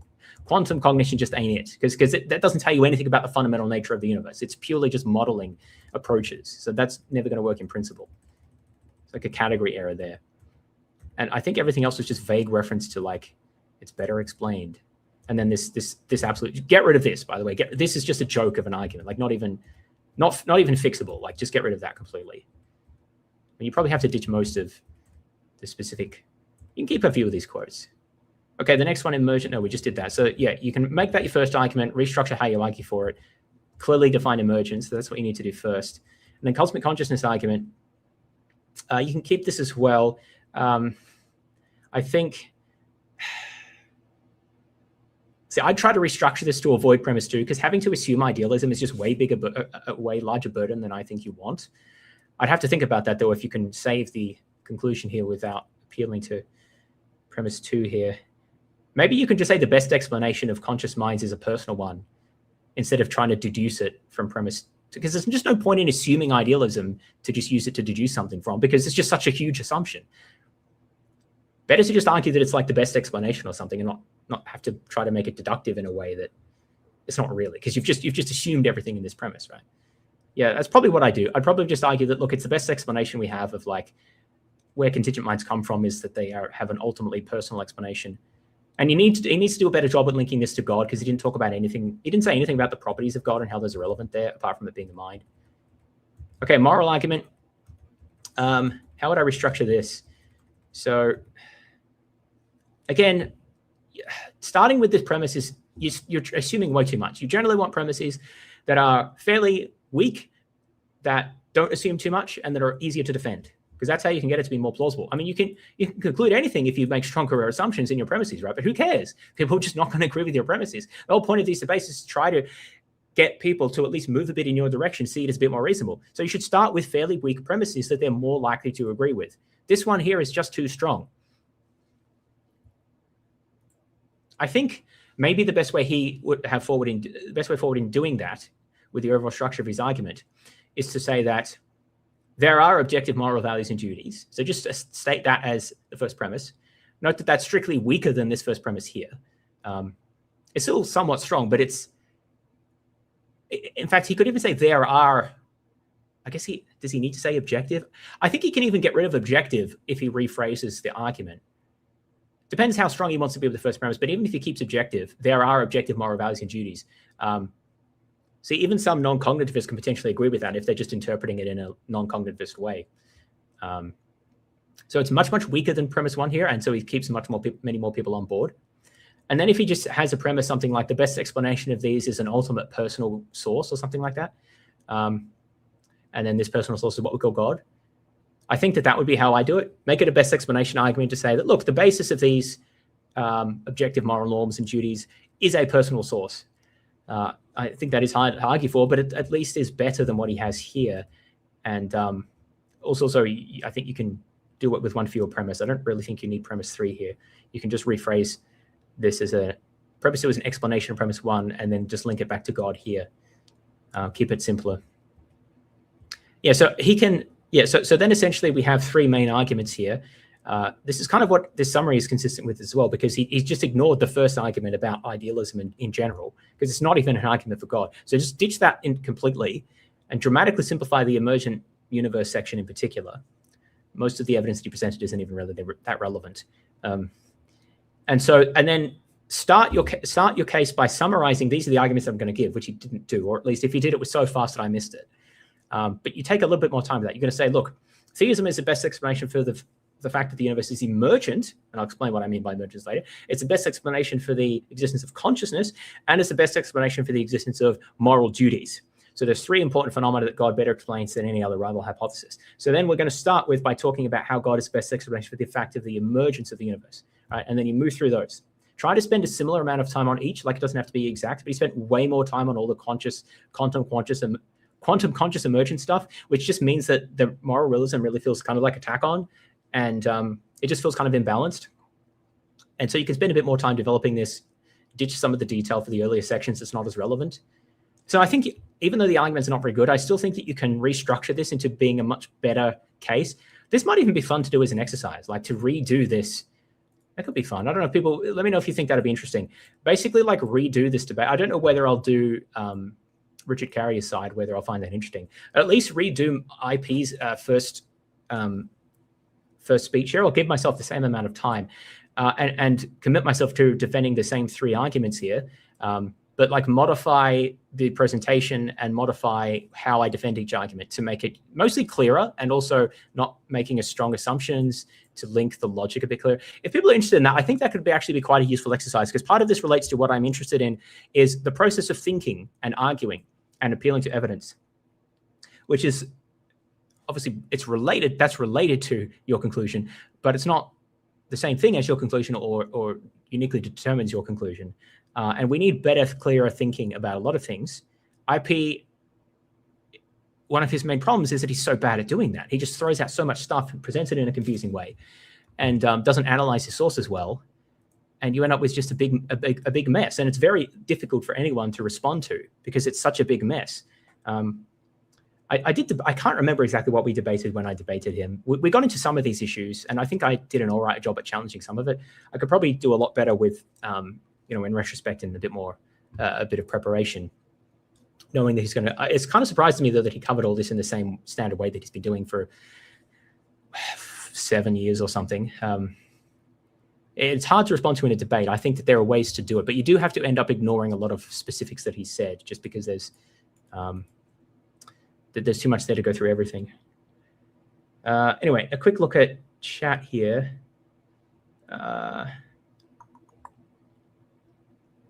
Oh, thanks, Nathan. Cheers.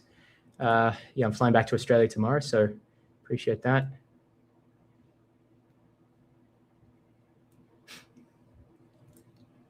Lance, good to see you here. It'd be cool to do a full panel discussion with naturalist, moral realist, non-naturalist, atheist realist, theist realist, and anti-realist. I think that would be good. That would need to be moderated well. I would really like to do something like that. I think that the discourse is still not very good, at least at a YouTube level on these sorts of issues. Still a lot of talking past each other. So I would be very interested. We would need to source the speakers well, I think, too. But so anyway, just having a quick look through chat here. Yeah, so someone saying that they think that would be interesting. Well, yeah, I mean, there is an issue here that in changing some of what IP's done here, I would be making it more conventional. I think that there's a reason why presentations of these things are often like there's a conventional form, is because if you try to do something radically non-conventional, you make it worse.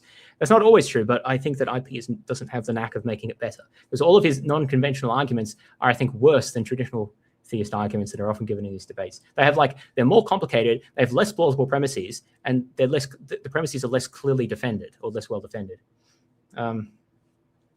Another response. So the Zaytun video from Joe Schmidt. Yes, someone else has also mentioned this. That's on my radar to do. So perhaps at some point in the next couple of months, I don't know. I don't think Nathan wants to do a BA on that one, so I might just do it on my own channel. I need to do a bit more research about that miracle, but yeah, that would be interesting. Also interested to see what Protestants have to say about that one too. Anywho, alternative explanations to the point I raised. But a major obstacle for him is offering an alternative explanation of reality that is more plausible and parsimonious. What I mean is I suspect he will have an alternative explanation for consciousness, for moral realism, read his paper recently, and the contingency of the universe. But notice what will happen. He will be demonstrating theism is more parsimonious, because we can explain all of this data with one explanation. A fundamental mind exists, which explains why the universe exists, why consciousness exists, why moral realism exists, and many other aspects of reality I don't have time to cover here. Hang on. Like other issues. You can't help yourself with extra stuff that you haven't actually argued for. That's really bad practice, in my opinion. So, but restricting ourselves to these. So the problem is that theists confuse themselves because they apply one word to multiple phenomena. That doesn't make it a simpler explanation. It's not by word count, right? It's hard to say exactly how to define the best explanation, but it's definitely not by word count. So the emergence of the universe. So God there was defined as whatever it is that is from which the universe emerges. So God here is the ultimate conscious substrate of the universe. Maybe there's a connection there, but not fully articulated. And then moral realism, that's definitely different because God is the ultimate like personal originator of moral duties, which has no clear relationship to either of those other two things. So basically, this is what I've argued before. In order for theists to say that they have a more unifying explanation, what they have to do is just invoke God as having different properties or playing different explanatory roles. Like God explains the origin of the universe because he's defined to be the creator of the universe, and he explains fine-tuning of the universe also because he doesn't just create the universe, but he designs it and arranges it in a certain way. You could have a creator who doesn't care about how the universe ends up and just sort of pokes some quantum something or other and lets it go however, right? But God is also a designer, so there's that extra element. And then God is also all good, and so he defines the basis for moral values as well. And God is a mind, so then somehow hand-wavy, he explains consciousness. And then maybe you'll have miracle arguments as well. So God has desires to do this or that miracle for this divine purpose, and therefore he explains this as well. God only explains multiple things because you invoke different properties or desires of God for each thing.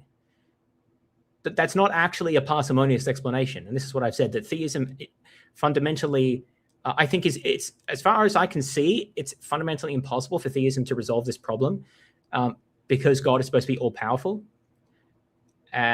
Unless you can constrain God's desire or natures in some more principled way, any possible outcome is just as equally consistent with God's actions and purposes.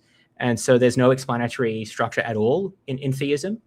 God could or could not do any particular thing. And so it doesn't seem like you can really rule anything out, even probabilistically.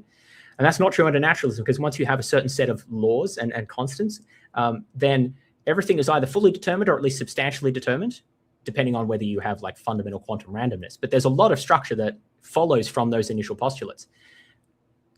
You don't have this, to put it another way, you don't have the same number of degrees of freedom as theism does. So naturalism has huge advantages as long as you can show how all those links connect together. It needs to make far fewer postulates. Theism's always going to have more degrees of freedom, because theism could always say, you can always conjoin naturalism to a point with theism doing other stuff as well. So it's always much broader. I argued this in my fine-tuning video, my most recent one. I think that this is, people have mentioned this in other guises, but I think the way I drew it out there is quite novel, and I'd like to write that up at some point. But anyway, theism is so underconstrained, it really struggles with explaining anything. And it only succeeds in appearing to be unified because it uses the same word, God, too. But really, it's a bundle of properties, right? God is the doer of all things, right? And you just sort of use his name to describe the thing that does, the doer of the thing that needs to be done for my argument to work, right? Whereas under naturalism, that's not true, right? You generally need to invoke different explanations for different causes. Although if you can actually draw them, so the potential advantage, and you can't always do this, but the potential advantage, which I think you can actually do with moral realism and consciousness, probably not emergent universe, is you actually show how something like consciousness is a necessary consequence of the underlying causal processes.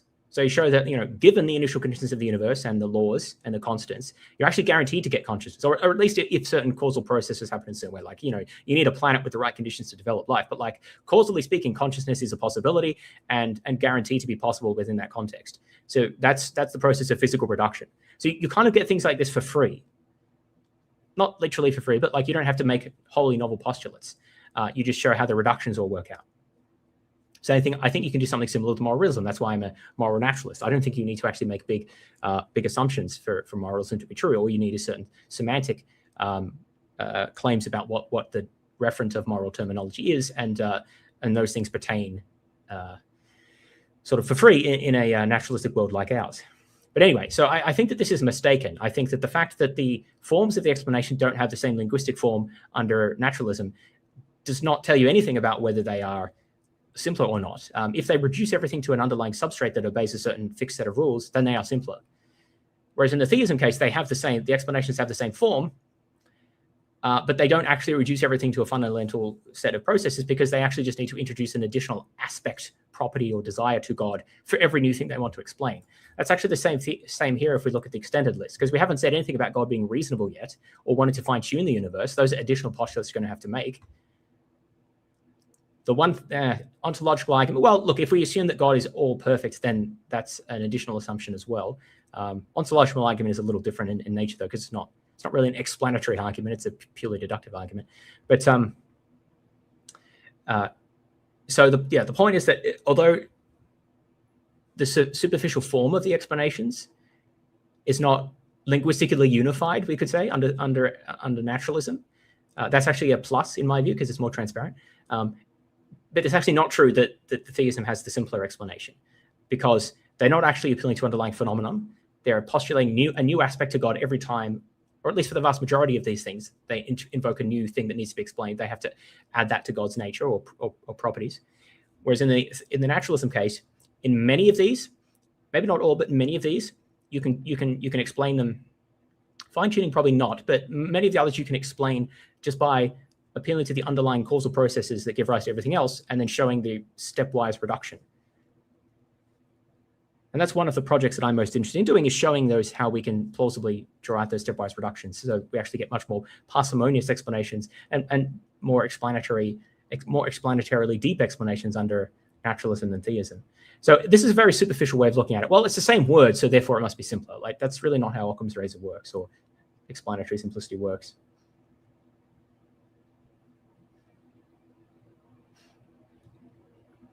Yeah, many apologists do this as well. they confuse the word being the same with the explanation being simpler. Good point. This is a typo. It shouldn't be the moral realism. It should just be moral realism. Likewise, fine-tuning. And probably reason as well. Probably just should be of reason. In fact, all of these, it's a bit sloppy. Anyway, so I obviously spent a lot of time on his opening remarks there because they're so incredibly dense. We should be able to move more quickly through the other things. I don't know how much of Carrie's remarks I want. So theistic idealism has better explanatory scope, power, plausibility, is the least ad hoc. Unless my opponent can offer a simpler explanation that can account for all this data I presented, we will have to conclude that theism is the best explanation of reality until we can come up with more data. Now, my opponent has said on his blog that he in articles like The Problem of Nothing and his reply on Kuhn's cosmology, that he thinks an absolute nothing brought about the universe. Not what Lawrence Krauss says, he's very clear about that, but in literal absolute nothing. He says in his blog post, Kuhn's cosmology, whereas if you just let it go without any intelligent control, then a nothing will almost certainly collapse into something. That is absurd, though. That's like saying 0 + 2 = a million. It doesn't make any sense. To collapse into something, it has to be something. He's also said an actual nothing is therefore even more likely to randomly create rabbits and Death Stars in his article, The Problem of Nothing, which is, of course, absurd. That doesn't make any sense. This is what he has offered as an alternative to theism as an explanation for why there is something rather than nothing, I guess, or why the universe exists. But this is absurd. He will need to defend this tonight against a theistic proposal, show that is more plausible, more parsimonious, and in fact is logically coherent. Let's remember the Duhem-Quine thesis: no theory can be confirmed in isolation from its background assumptions. If that's one of his background assumptions, you'll need to defend that as a better explanation than theism. Thank you. Okay, so ladies and gentlemen, that what he just did there is what we call poisoning the well. That is, or maybe an ad hominem. I think poisoning the well is probably better. So that's when you, in advance of something, in this case, in advance of the opponent's opening remarks, you try to make them seem incompetent or ridiculous, or suspect in some other way. Really poor debate sportsmanship, I would say, to do that. Now, you can. It's perfectly fine to say that the person has said ridiculous things. In my view, you should always wait until at least until after they've made their opening remarks to say that, and not preempt them, because the other guy hasn't had a chance to speak yet. I think that's poor etiquette to do that, because it also isn't relevant to his objective here, Michael's objective here, which in his first opening remarks is to present his positive case. You can respond to the opponent after they've given their positive case. But Michael did this in when he debated me as well. He said a whole bunch of stuff about my preferred interpretation of quantum field theory, which, it's still developing and in flux, and how, there were some problems with it. And he was right. There are some problems with what I said. Although the thing is irrelevant. It doesn't matter what I'd said in the past about that. It wasn't even the topic of our debate. But he threw it into his opening remarks just to poison the well. Very immature strategy, and should be condemned, I think. And the other thing is that Michael himself many times threw in very substantial assumptions that he didn't defend at all. Like, remember when he just assumed that non-natural moral realism was true and didn't defend it at all? That was a key premise for one of his arguments. So Michael is criticizing in advance Carrier for, like, he's saying that Carrier will need to defend all of his premises and assumptions, background assumptions. But Michael didn't do that. He didn't even try to do that.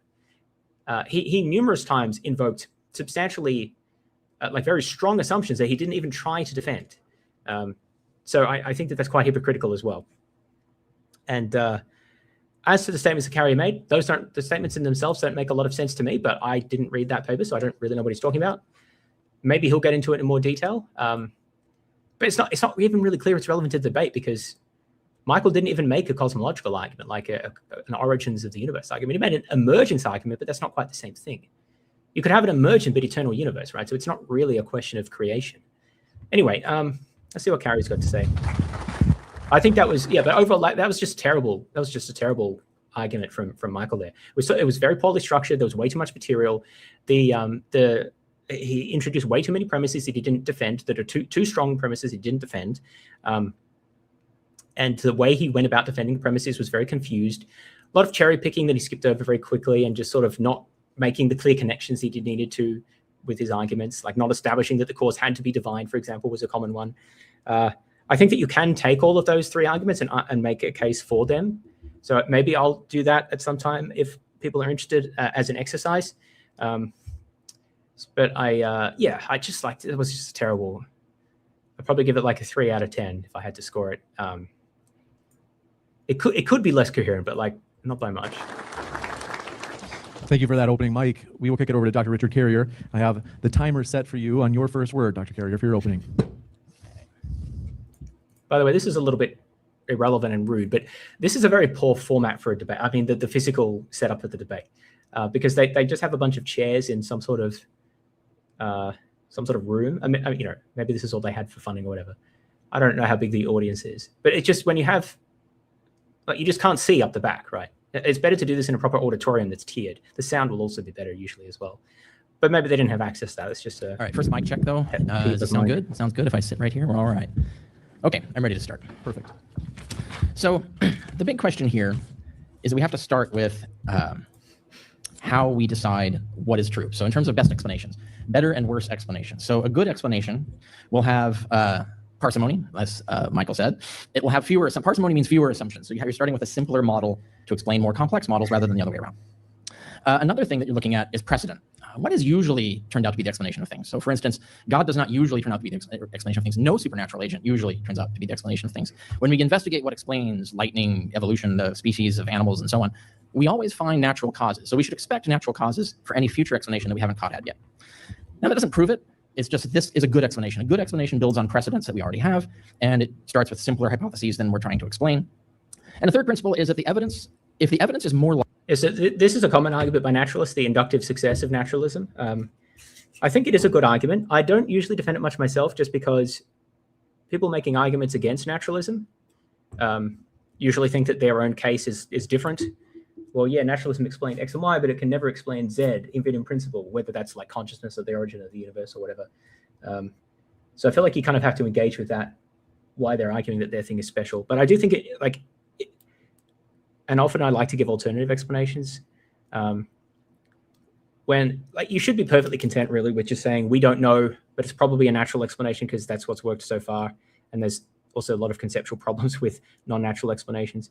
So I have a lot of respect for that, even though it's not usually my strategy. Like, take my RHBS model, for example. It's obviously not the approach I'm going for there. But you know, many different ways to go about these things. Likely on your explanation. In other words, if it's exactly what you expect on your explanation, then that's good evidence for your theory. Whereas if that evidence is not quite as expected on an alternative theory, then your theory is better than that other theory. How much better depends on how much the evidence is unexpected on that other theory. That's how you compare quality of evidence. Strong evidence is when the evidence is exactly what you expect on your theory and not at all what you expect on the alternate theory. Small evidence that teeters in a correct direction, one direction, but isn't overwhelmingly powerful. That kind of evidence is maybe slightly expected on the alternative explanation, but it's totally expected on your explanation. So when we do these kinds of comparisons, we want to look for these three things: precedent, simplicity, and how likely is the evidence overall. And we got to bring all the evidence in. We can't leave evidence out when we ask these questions. So I'm going to test Michael's case using these principles. Also, I should point out that I'm going to defend naturalism. Every time I say atheism, I mean naturalism. I'm not defending supernatural atheisms or any other form of atheism, and that matters because if we define naturalism... I don't agree with conflating the two there. He's probably just doing that for simplicity. But that just plays into theists' hands, in my view, because they feel like that if they can disprove naturalism, then they can disprove atheism, and then by inversion, they can prove theism. But it's much more likely that I would be convinced that naturalism was false in some form than I would be convinced that theism is true, because theism is a very specific form of non-naturalism. So I don't like that conflation, but you know, it's maybe a nitpick here. As the view that mindless natural causes explain everything that happens in it or exists, then that leads to certain predictions about what can and can't happen and what. As far as I know, I mentioned that at the start. That shouldn't be relevant to this debate here, and so I don't agree with Carrier on that point, and I think that his arguments can be harmful in various ways, because I think that it's poor history. But this debate is not about anything to do with Jesus, so we can put that aside and just focus on what he says here. Do not expect, and that will matter as we continue through this argument. So let's look at Michael's arguments here then. So he starts with this idea of idealism, and the idea of idealism. Mind cannot reduce from matter. I think what he really means is what we call in philosophy qualia, which is a particular term for what it is like to be. Okay, so it seems like that Michael is starting with a rebuttal to. Sorry, getting the names confused. Carrier was responding to Michael's initial remarks. So you can do this in debating, and it's particularly common in like 2v2 or 3v3 debating, where the first speaker of the negative will respond to the case made by the affirmative. I personally don't like doing rebuttal in 1v1 debating, because it means you have less time to present your positive case. And in a context like this, So the thing is, okay, so in competitive debating, the adjudicators know this, and they know that the affirmative team has certain advantages. They go first.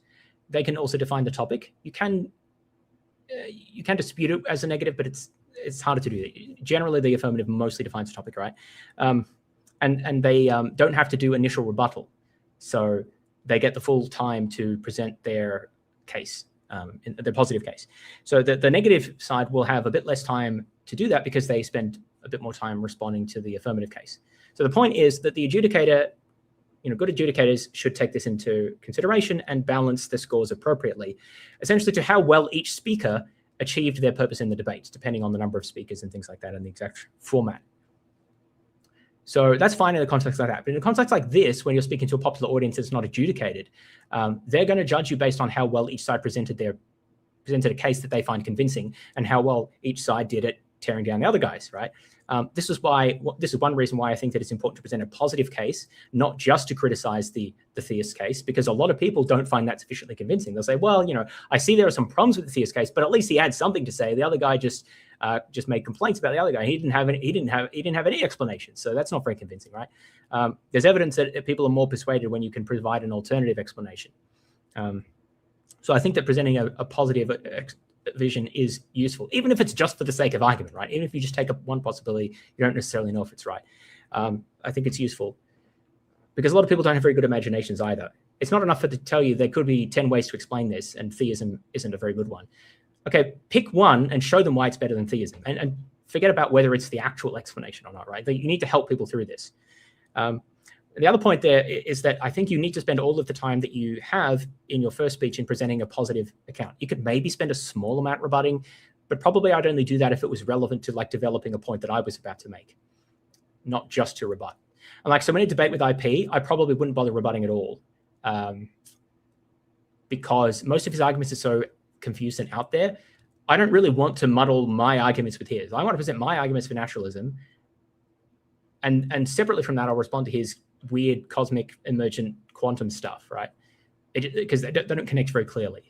In other debates, there may be more connection, and so I'd be more likely to start with a rebuttal and lead into a positive case. But the point I want to make here is you just have to be careful there because you need enough time to present a case, a positive case that's convincing to the audience. If you spend too much on rebuttal, you won't have enough time to do that.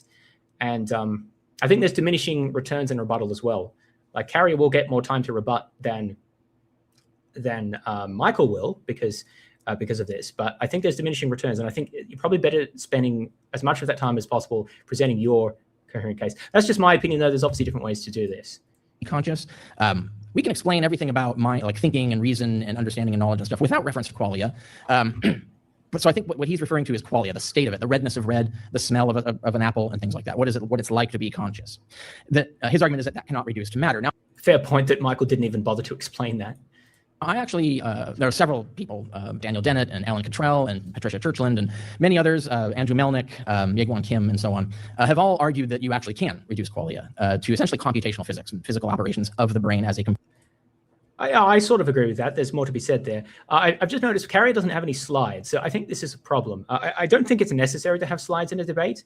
I think that if the other guy's having them, you want to have them, absolutely. You don't have to put much on there. You can just put the current point you're talking about. If you mention names, it's good to put them on the slides because people can look them up, right? They're more likely to remember things if they can see them visually and hear them. Yeah, you don't want to put walls of text like IP did. Usually that's a bad idea, and he puts too much on his slides. I'm not saying you have to go to that extreme, but it's an extra visual guide. It helps people remember things. They can take down notes or screenshots, stuff like that. I think it really does help. For example, Richard Carey here just mentioned a bunch of names. No one's going to remember those names. But if he had them on the screen, then they can write them down or take a screenshot, and then they can look them up later. It even just helps them remember just sort of seeing them there. So I think that is a missed opportunity. In a sense. And so we know it's theoretically possible to do this. And I actually do it in a much more specific way, explaining how qualia is an inevitable outcome of processing distinctions in the world. So when you are building a model, when your brain is building a model of the world that you're in, it has to make distinctions between things in that model, vision, hearing, colors, shapes, distances, and so on. The very fact of computing those things cannot be experienced any other way than as qualia. So that in fact, qualia are an inevitable product of any model computing, which means that certain robots we've built that do this kind of modeling probably also experience qualia.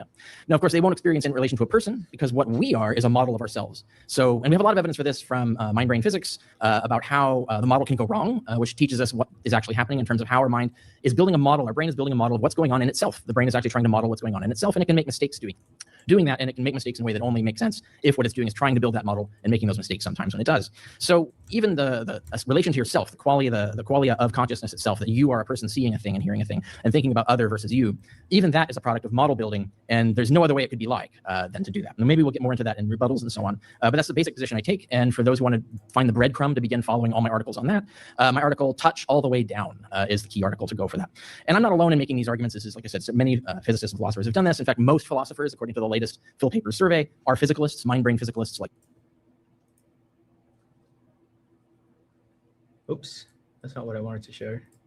If you think this quality talk is BS, these arguments are just meaningless. Well, the thing is that if you think any type of language is not referential or like BS, then any discussion about it will also be meaningless, right? So I don't know that that's, I dislike that approach when people are talking about consciousness or morality or anything else really.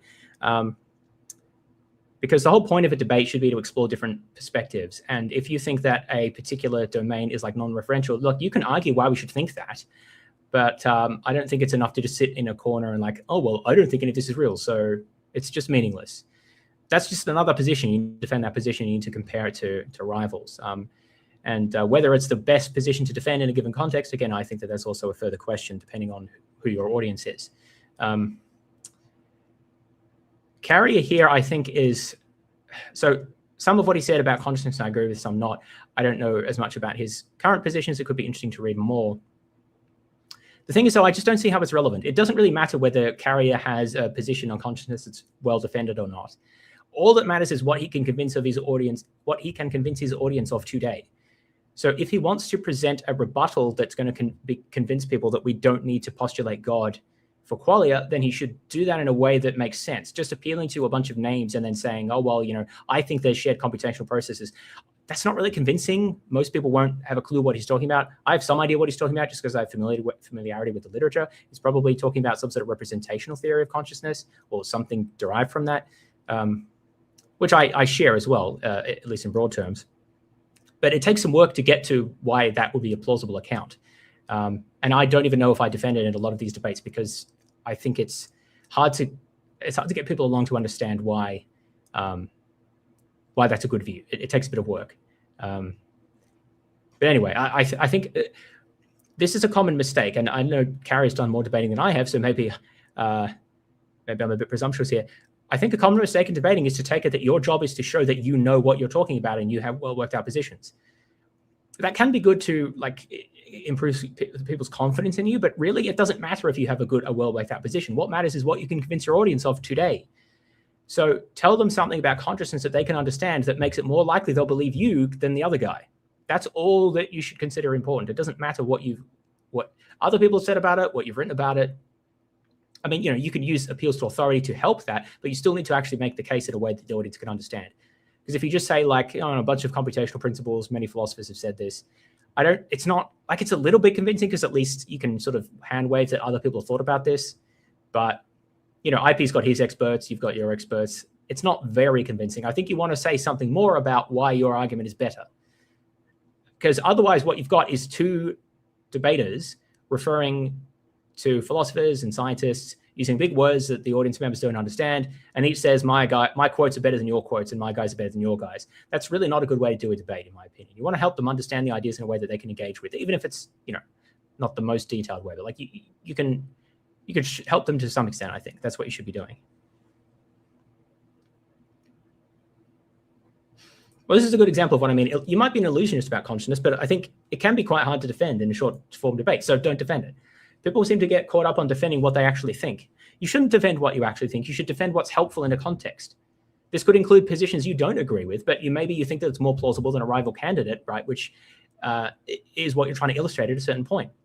I'm not saying to actively lie, but you should be very selective about what you present in short debates like this. The point should be to help the audience think about it in a way that makes them conducive to your view. I think you should avoid using spurious tricks, right? Like poisoning the well. But you should absolutely be very cautious about what you present and how you present it. And not just present a view just because you think it's the correct one, because a lot of those are going to be too hard to defend in these contexts, too complicated, and not as relevant as they might be. We think it can all reduce to matter as essentially in some form an inevitable product of computing. So that gets rid of the first part of Michael's argument. Then he gets into the quantum consciousness argument. Before I get to that, though, I want to bring in evidence that was left out. And this is key here. If we want to understand things correctly, we can't leave evidence out. We got to bring it back in. And when we look at all the evidence, then we can decide what is a better explanation for all that. So if we take the argument from consciousness generally, like the usual version of this argument, if God does not exist, the only way minds could exist is as the output of a complex physical machine that evolved slowly by natural selection over hundreds. Sorry, I'm just looking at the timeline here. I'm playing it back at 1.5, so they're going a bit faster than they would be. But Michael seems to have started about 3, well, more like 4, and then gone to 19. So that seems to have been 15 minutes. But Richard Carrier seems to have gone from 19 to 34. Oh, wait, that's 15 minutes as well, isn't it? All right, okay. Never mind. My math stopped mathing. Yeah, so they each had 15 minutes, which is also an odd choice. I would have probably given them 20 in a debate this with such a broad topic, or change the topic of the debate. I don't actually like debates, does God exist? I think that it's sort of been done to death and is too broad. Pick a more specific aspect of it, like, do we need God for morality, or did God create the universe, or something like that? I'd much prefer that sort of debate. But anyway, okay, yeah, sorry, I was just checking. But the reason I was doing this was because Carrier hasn't really started presenting affirmative material yet. He's got 15 minutes. He's used 6-ish of it. Already way too much. So you don't want to do more than maybe a fifth rebuttal, which would be like, what, 3 minutes or something? Like four at the outside, but he's used way too much, because now he just doesn't have enough. He's gonna, and he's still going, so he's gonna have less than 10 minutes. Actually, it's already less than 10 minutes, probably less than 8 minutes to present a positive case. And then you're hamstrung the whole debate. You've had half the time that the other guys had. Of millions of years from ultra simple worm brains. I suppose he might have. I realize he may have slides. I criticize him for not having slides. He may have slides when he gets to his positive material. Although the thing is, when you're debating someone like Michael, you know what he's going to say, so you can prepare slides for the rebuttals. To fish brains, to lizard brains, mammal brains, monkey brains, ape brains, hominid brains, and eventually human brains, which is exactly what we observe. The only way consciousness exists on atheism is as complex evolved computers, and we observe complex evolved computers. And we know this because we can take parts out of the brain or deactivate parts of the brain, and we lose the qualia, we lose the consciousness element that it was controlling. So we know the brain is actually generating consciousness as a computation in some sense. Now, God would have no need of this. He could just install disembodied minds in our body. No delicate, easily damaged, nutrient, oxygen-hogging brain. We wouldn't need that. It would just be a soul in control of the body. If I was God, I could do that easily, and there'd be... Yeah, this is a very good point. In fact, it's not clear why we need bodies at all. You can argue this at multiple levels, but yeah, this is a good point. I think this is a very good objection to any form of creationism with respect to, like, God created our minds. God created us to have minds, but then also gave us bodies in this very complicated way. Like, why would he need to do that? Unless you think God himself is embodied, which would be an interesting view. A lot of actually moral reasons why I would prefer that, to make people that way. And certainly God could make it that way. And the key thing here is, if naturalism is true, we could not be made that way. If naturalism is true, the only way we could be made, and therefore if we wake up in a naturalist world, a world without God, obviously we're there, we're conscious. The only way that could be is if we have a complex machine that evolved after millions and millions of years to produce that thing. That's the only thing that could exist on naturalism, and yet that's exactly what we observe. Whereas on God, on theism, that isn't the only way we could observe. It's not even the most likely way that we would exist and observe. We would be disembodied minds. And by the way, if we had that, if we had no brain, we could locate no physical organ whose computations can explain anything we're doing, and yet we're conscious, etc. That would actually be really good evidence for God, or at least the supernatural.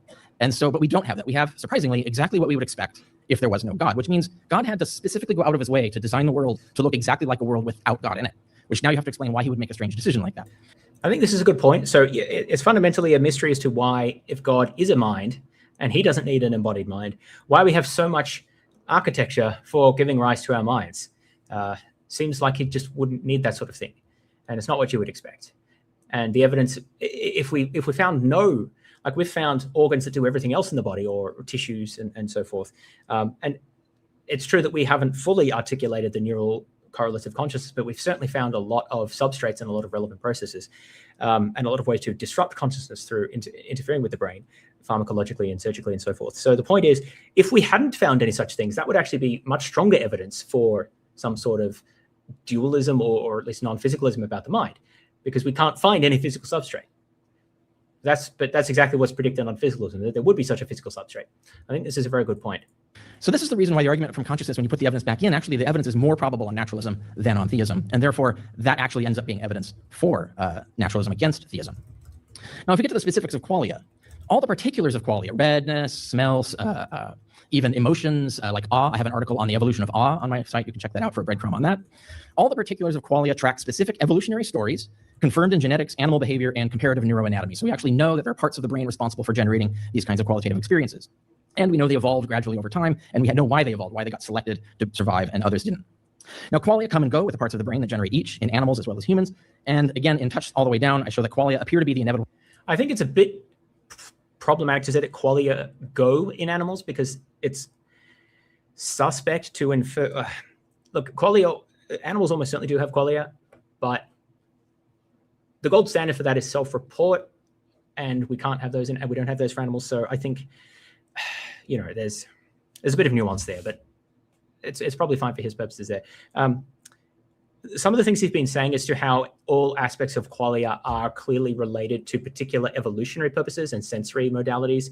That's a strong argument for the representational theory of consciousness. It basically says that you look at all things that, all aspects of mental life that it feels something like to be, they're actually tied, all of them, at least the argument goes. Some people have tried to find counterexamples, but they're at least few and far between and contested. The vast majority of them seem to be accounted for by representational processes.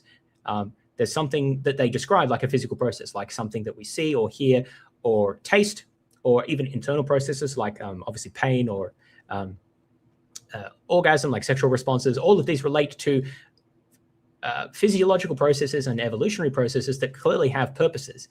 And the postulate is simply that some sort of higher form of mental representation of these, which has maybe some extra properties of this sort of higher level of representation, is what it is for it to become qualia, like conscious. Like not everything is processed at a conscious level. When it does, it acquires this qualia character. So the close connection between mental representation and evolution and sensory modalities on the one hand, and qualia on the other, is argued to be strong evidence that qualia are fundamentally representational. And I think that's the argument that he's giving here. I think it's a very strong argument for the representational theory of consciousness. It is a bit abstract. It's a bit, I would present this by giving slides and giving clear examples. And I think that you can also then show how this is not expected under non-physical theories of consciousness, where we could have qualia of all sorts of things that have absolutely no relationship to anything physical. So like maybe the closest example could be like some sort of hallucinatory states elicited by narcotics, maybe, but even those seem to be sort of confused recombinations of existing perceptions, and rather than something like a wholly new non-physical modality or something like that, which it seems that God could easily give us if he wanted to. Divine walkie-talkie, or like divine radio channels, or like something like he could just give us a sixth sense that has no physical correlate that we can just experience things for. That's totally possible under non-physicalist theories of consciousness. So I think that what we see is actually that the structure of qualia is overwhelmingly better explained by the representational type theories. So I think this is a good argument. I think that it's just a bit abstract. It's hard to explain without visual aids. So I think that Carrier just needs to tread a bit more slowly here to do this, and needs to use visual aids a bit more. I mean, this is just my opinion, right? Obviously, people will differ in the approach. I'm just thinking about how you can try to convince people in the audience who might be a bit hostile that there's at least something going there to what you have to say. And I think that there's a way you can do that for representational theory of consciousness, but it has to be, you have to go about it carefully. I think visual aids can help a lot with that. But that in combination with the idea that idealism doesn't really predict anything about the mind and doesn't seem to predict that we would even have a brain, goes a long way, I think, to arguing against what IP's argument was. So I think this is overall a good strategy. Outcome of computing models. And so we don't really need God to explain any of this, and therefore we don't get the premise that Michael needs on this. When we get to the quantum consciousness argument, I think a lot of that depends on philosophers like Kastrup, and those who want to actually follow that up. I have an article on Bernardo Kastrup's idealism, so that's a great breadcrumb for you to start into that adventures. Michael's aware of this, and so that's the place I would go. I'm limited on clock, so I can't go into detail on that. But the basic idea is, if he's starting with the idea that we can't explain what particles are or what waves are or whatever. That's not really inherently a problem in physics, because we have lots of theories as to what they are. Just because we don't know which theory is true doesn't mean that we don't have a theory, that we can't explain it. So I'm going to pick an explanation. It doesn't mean I think this explanation is necessarily true. I don't think we proved it yet. my only point in presenting this explanation is so that we do have possible explanations. It could be true. There could be other physical. Okay, so this is what I was saying before, right?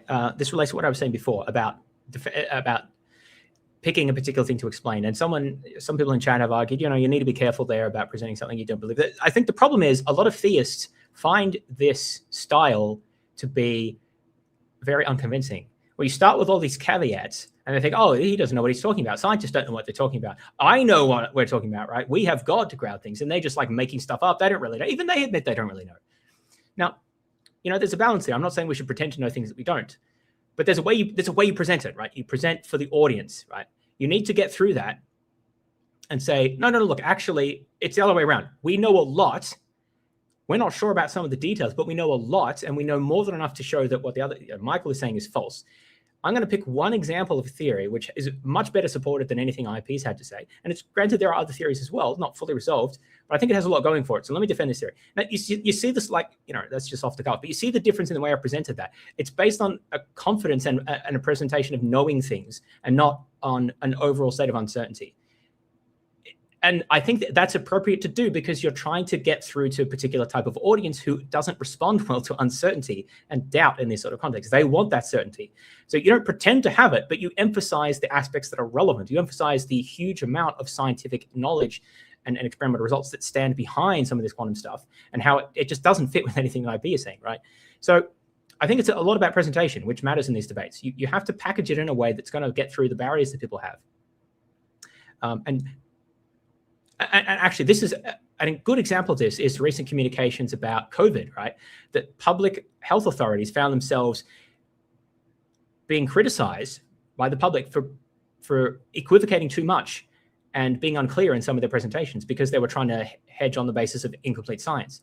When you're communicating to the public, it's not always appropriate to make the same sort of hedges as it is when communicating to a scientific audience, because you actually confuse more than you clarify, because it's not normal to make those sorts of hedges in normal contexts, and people won't understand them. They'll read it as you don't know what you're talking about. Doesn't mean you should pretend to know more than you are, right? There's a balance is what I'm saying. And I think that, anyway, I hope I sort of made the point that we shouldn't just let the theist pretend to know everything and be in a constant state of doubt about everything ourselves. We can know a lot whilst also acknowledging that there's significant things that we don't know. And I think that it's subtle to get that balance right. But anyway, I just worry that the way that Carrier framed his start there just kind of undermines anything that he was about to say. That his listeners just say, oh, but you just say that you don't really know what you're talking about, and it's all just made up stuff, right? I can see that sort of response. Anywho, let's see. Explanations that are true, that turn out to be actually true. So I'm just presenting basically a possibility here to show that we actually have possible ways to explain this. And one is if we do superstring theory fundamentally to space-time. In other words, all waves, all particles, et cetera, actually reduce to waves in space-time through manifolds that are at the Planck scale. They're really small. Excuse me, I'm losing my voice here. So if you can look into superstring theory, but if you do superstring theory with waves of space-time, you can end up explaining all the phenomena of quantum mechanics, and therefore all particles, the whole standard model, and so on. And really it comes down to how do things change direction or move, essentially. So for instance, solidity, the table, this thing right here, really this is force fields. We see it as a solid object, but it's actually mostly empty space. And what we're feeling, what's stopping my finger from going through this podium, is actually a force field. And we can explain that. Oh, I have one, thank you. But thank you so much. So we can explain that in physics that way. So we don't actually have this problem that we can't explain particles, we can't explain things. We actually have those things. And a good example is when Michael says that you can reduce things to mathematical formalisms. It's worth pointing out that all mathematical formalisms describe physical behaviors. So really a formalism is just a description of what's happening physically. And that means that the formalism corresponds to some physical thing. So you can't argue from the fact that a mathematical formula describes a thing that there's no physical thing being described. It actually is a physical thing being described. Force fields is one of these. Force fields arising from space-time. But I think what IP would say is that the physical thing is not fundamental. Of course, that does kind of undermine his point about the quantum consciousness, the quantum cognition thing, because if he's going to say that the fact that the same formalism applies, even though neither of the things in question are fundamental, because he doesn't think quantum mechanics or minds are fundamental, like they're all emergent from the Uber mind or whatever, then the fact that the same formalism applies isn't really relevant. So anyway, it's going to be hard for IP to have a consistent set of rebuttals to any of these things because his arguments don't hang well together. But warping of space-time at small scales and so on, all of this would work. So there's not really a problem coming up with an explanation. He gave another example of the cosmic web and the mind. This is a thing that, again, I don't have time to go into it in great detail. You can Google this and look into it to find what are the explanations of this. So look for scientists and physicists talking about it, not at sensationalists. And what you'll I don't think there's much point in saying something like that. Like people, you can have things on your slide that people can reference, but telling them to look up more outside of it, maybe at the very end, I might say something like that. You can look up this more if you're interested, but he said it a few times now without even like a visual reference. I just don't think that's helpful. People want to hear what you can tell them now. And if they're interested, they'll follow up later. You can give them a link or something that they can see, but it just doesn't seem very convincing. It seems like you're offloading your, I mean, Michael did that a bit as well. find when you do that is that it's actually a thermodynamic effect of systems evolving by deterministic physics into the most efficient geometric structures. So the same kinds of thermodynamic action that builds stellar clusters is also pushing the cells of our brain to organize in a certain way, because that's the most efficient way to do the thing that the brain is doing. And when it comes to the arrangement of galaxies in space, it's the most efficient way for the exchange of energy. So it actually just sort of forms that way naturally. It's very similar to the... Oh, I can't believe he's taking that paper seriously. That paper is a complete joke. So if I was responding to that, I can't remember if I did this in my debate with IP. I may have, or maybe it was just in the BA. But I'd probably just put up like that key shot from the paper, and then just like list a whole bunch of things that he had to do to get that result. Maybe I'd actually show that like the results that they actually had, which was the I guess either way could work. Like, well, it needs to be stained in this way, and it only stains this number of cells, and you had to modify the image away. I think that's enough for a lay audience to understand that like this is essentially a cherry-picked result. That's probably what I would do. Michael Carey's explanation may also be true, but I could barely understand what he was saying. An audience is not going to understand that, so I don't think it really, it's really very convincing. Fractal physics that we find in like the formation of trees and the way their branches go, and then compared to the way that coastlines look and so on. It's just deterministic physics actually explains it. There's nothing special about it, and it doesn't mean that the universe is a giant brain or anything like that. It couldn't do that because information doesn't travel around it fast enough for it to think. So when we look at all of this, we see consciousness is a process caused by physical processes. The history, all of the physics, all of the neuroanatomy, everything we've learned tells us this. And so it is reducible to those systems. There's no reason to believe that it's not. So that takes care of all of that stuff. And I think, is there anything more I want to go into before I continue? No, I think I'll skip. How much time do I have? Jeez. Okay. I don't understand how Carrier goes about debating like this when he's so much experience with it. So first of all, you should never have to ask in a debate how much time you have left. Except maybe if it's like at the end of the informal Q&A kind of thing. That's fine, because that's a bit more less formal, but not in your opening remarks. Pretty sure I've never heard Craig do this. Like, I don't know, maybe he's done it once, but like, if you're a prepared debater and you've practiced, you should know how much time you have left. You should have your own clock there to tell you how much time is left. And you should know by where you're up to you in your speech, roughly where you are. Asking where you have how much time you have left, I think shows just that you're not well prepared. Maybe that's unfair, but that's what it sort of shows to me, because I think a prepared debater should not need that, specifically not on their opening remarks. And it just wastes more time. Like, you just need that time. Better to just go until they tell you to stop rather than wasting time asking how much time you have left, in my opinion. But anywho's, now the other thing is that he still hasn't really ended his rebuttal yet, and his speech time was almost over. Now, he did sort of combine rebuttal with positive remarks, because he did talk about, he did respond to a bunch of the consciousness stuff that IP brought up and then presented his views. So that was good. He talked a bit about the emergent stuff as well, and theories of quantum mechanics. I think that was less clear, but also was generally good. He hasn't said anything about the morality stuff yet. I'm guessing that will be the last point. But so here's my issue, right?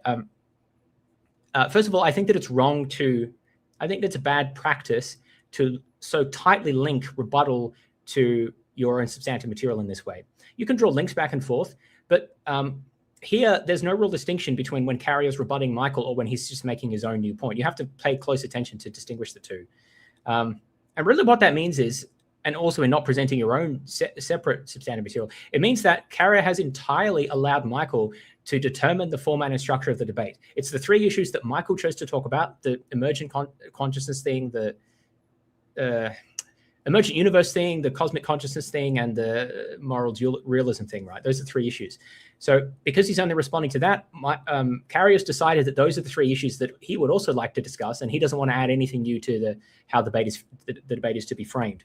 That is a huge mistake, to give all of that up to the affirmative. It doesn't mean you have to like challenge everything, like reconceptualize everything about the debate, but you should have your own view on what is important and your own set of issues. And those are not necessarily going to be the issues that the opponent raises. So it's better, in my opinion, to separate those.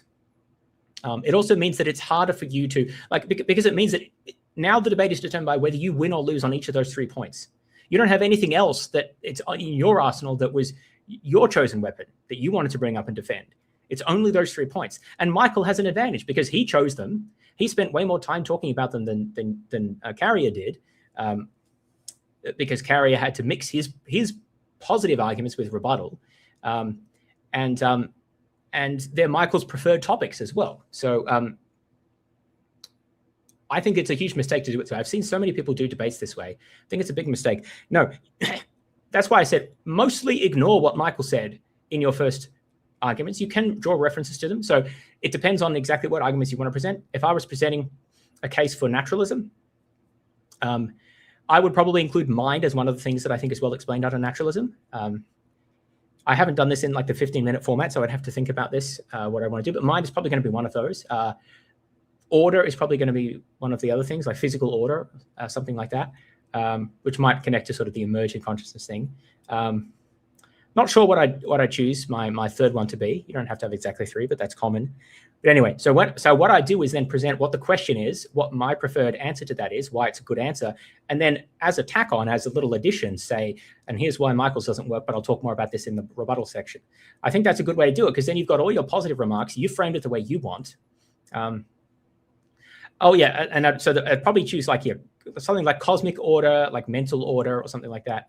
Order in the cosmos, order in the mind, both best explained by naturalism. And then I think the third point would be like the incoherence of theism. And I'd talk about how its many internal problems and just how it doesn't make sense and doesn't have predictive power. That's probably the way I do it. I'd probably go for those 3. And so the first 2 are kind of similar to things that IP's brought up. I probably wouldn't actually raise morality as a separate point. Because yeah, I wouldn't say as much that it supports naturalism. I just think it's consistent with naturalism.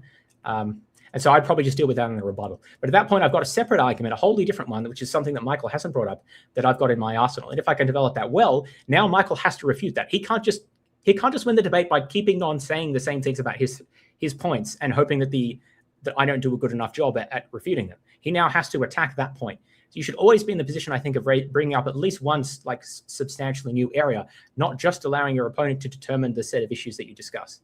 I think that's a big mistake. So, yeah, I'm not a fan of the way he's developed this, even though I agree with a lot of the specifics that he's talked about. And yeah, he will be talking about the moral argument. We'll get to the lucky God problem later, hopefully in rebuttals. So the is-ought problem, that's actually been solved for a while. This is a misunderstanding of what Hume said. We prove oughts from ises all the time. So like if you want to build a bridge that will stand up, you ought to act a certain ways. If you're a surgeon who wants to save the patient's life, you ought to sterilize your instruments. So we can easily reduce oughts to ises. And so the question is, what would be a moral reduction? What would be a moral imperative instead of just these utilitarian imperatives? Moral imperatives are the oughts that arise from the things that supersede all other imperatives. So empirically proving imperatives is something that we've done. I have a paper on this about all objective moral facts exist in all possible universes. That was published in Religions. Michael referenced that. I would recommend you check that for the complete starter case on it. And it's available free. It's not behind a paywall. Anyway, so the is-ought problem doesn't create a problem for us because empirically proving oughts in science does that all of the time. I have other arguments to make on that, but I think I'm running out of time. Is that the... Yeah, okay. Thank you very much for that opening as well, Dr. Carrier. Mm-hmm. We will switch it into the rebuttal mode. That was kind of just pointless as a comment, I think. He'd be better just to save that for later rather than make just incredibly vague comments. That's just my opinion.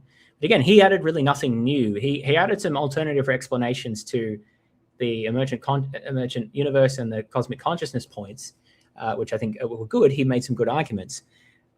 But he really, I think, he really shot himself in the foot there by not presenting a positive case that was distinct and also not having slides. It just makes it a lot harder to follow what he's saying, particularly when he's referencing the difficult ideas and specific theorists and so forth. I probably wouldn't rate that very highly either. I'd probably rate that a 5 out of 10 because the structure was at least easy to follow than it was for IPs. And he didn't throw as much confusing nonsense in the same amount of time. But I think he made some blunders there, which is surprising because he has a lot of experience with debating. And I guess you can do it this way if you prefer. I just don't think it's the best way to do it. I think you lose a lot if you don't have the visual aids. You lose a lot in not presenting your own case as separate from the opponent's case. You should be better prepared with the timing so that you know exactly what to hit. IP clearly was. That's not one of his issues. He usually does timing quite well. I think these are just rookie mistakes, to be honest. Maybe I'm being unfair there. I wanted to take I'm getting a bit worn out. It has been over 2 hours. I do want to rebuttal, just deciding what aspect. The periodization in the timestamps is a bit strange here because they have the opening and then the rebuttals, but then Dr. Carrier's rebuttal gets chopped up into a bunch of things. It's a bit confusing. And then the open discussion. Yeah, I don't know what happened with the timestamps. They're a bit inconsistent. So I'm going to assume that all right, let's have a bit of a look at I'm going to assume that the initial rebuttals are probably not that interesting. And the Q&A is probably not that interesting either because it usually isn't. The open discussion might be interesting. Let's see. Rebuttal. And now we're going to go into our final rebuttal. These are only 5 minutes. Got the timer set for you. All right, we'll do the final rebuttal as well. That might. All right, a lot to get fill through. some So he issues. says space-time is the underlying thing. Well, then we need to start asking questions comparable to the God hypothesis.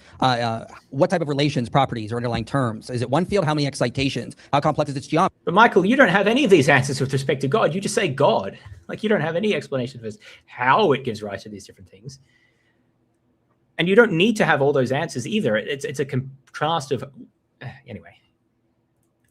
Geometry. Is it unlimited? How many properties? What do these properties have? Does it have any boundary conditions? Does it have arbitrary limits? These are all assumptions that go into a naturalistic explanation that need to be explained. Whereas with theism, we have a far less brute facts. Just God is a perfect being who is unlimited, explains where value comes from. Very simple. He said... Where value comes from? I thought we were talking about where the universe came from. Maybe I've lost something here in jumping ahead, but the thing it doesn't though, and that's what I've consistently said, that saying that you have a perfect and an omnipotent being doesn't tell you anything about what that being will do or wants. Unless you have a lot more theory that constrains it further. And so there's still far more degrees of freedom there. Stars and rabbits are improbable, but again, according to his own research, he says and he just said there are infinitely many things that can come out of the nothing state.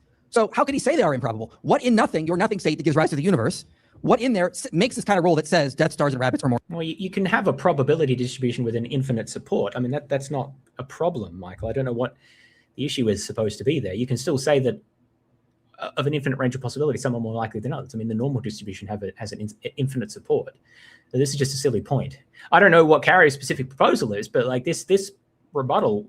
Problem. Nothing. So unfortunately, it appears you're contradicting yourself there. And again, nothing cannot produce everything or something. His nothing state is completely illogical. It cannot give rise to anything because there is no things there to cause. So but he said, somehow nothing collapses to nothing naturally. What? That doesn't make any sense. Nothing is nothing. It doesn't collapse into anything. He brought up the paper, A Spontaneous Creation of Universe Ex Nihilo, which he cited, but what they're saying actually more aligns with my view. I'm not saying they're theists, but I mean, they say the notion of bit-based information at the core of the universe, evolvement, is not new. This trend suggests that the physical world is made of information with energy and matter as incidental. So they're not saying the universe came out of nothing. They're saying it came out of information processing, which is not nothing, it's something. And that's more in line with the idealist perspective. I'm not saying they're going that far, but I'm saying this is not in line with his nothing state. It doesn't. I think if you define as nothing as the absence of any matter or energy, then potentially that might be consistent. I don't know exactly what Carrier said here.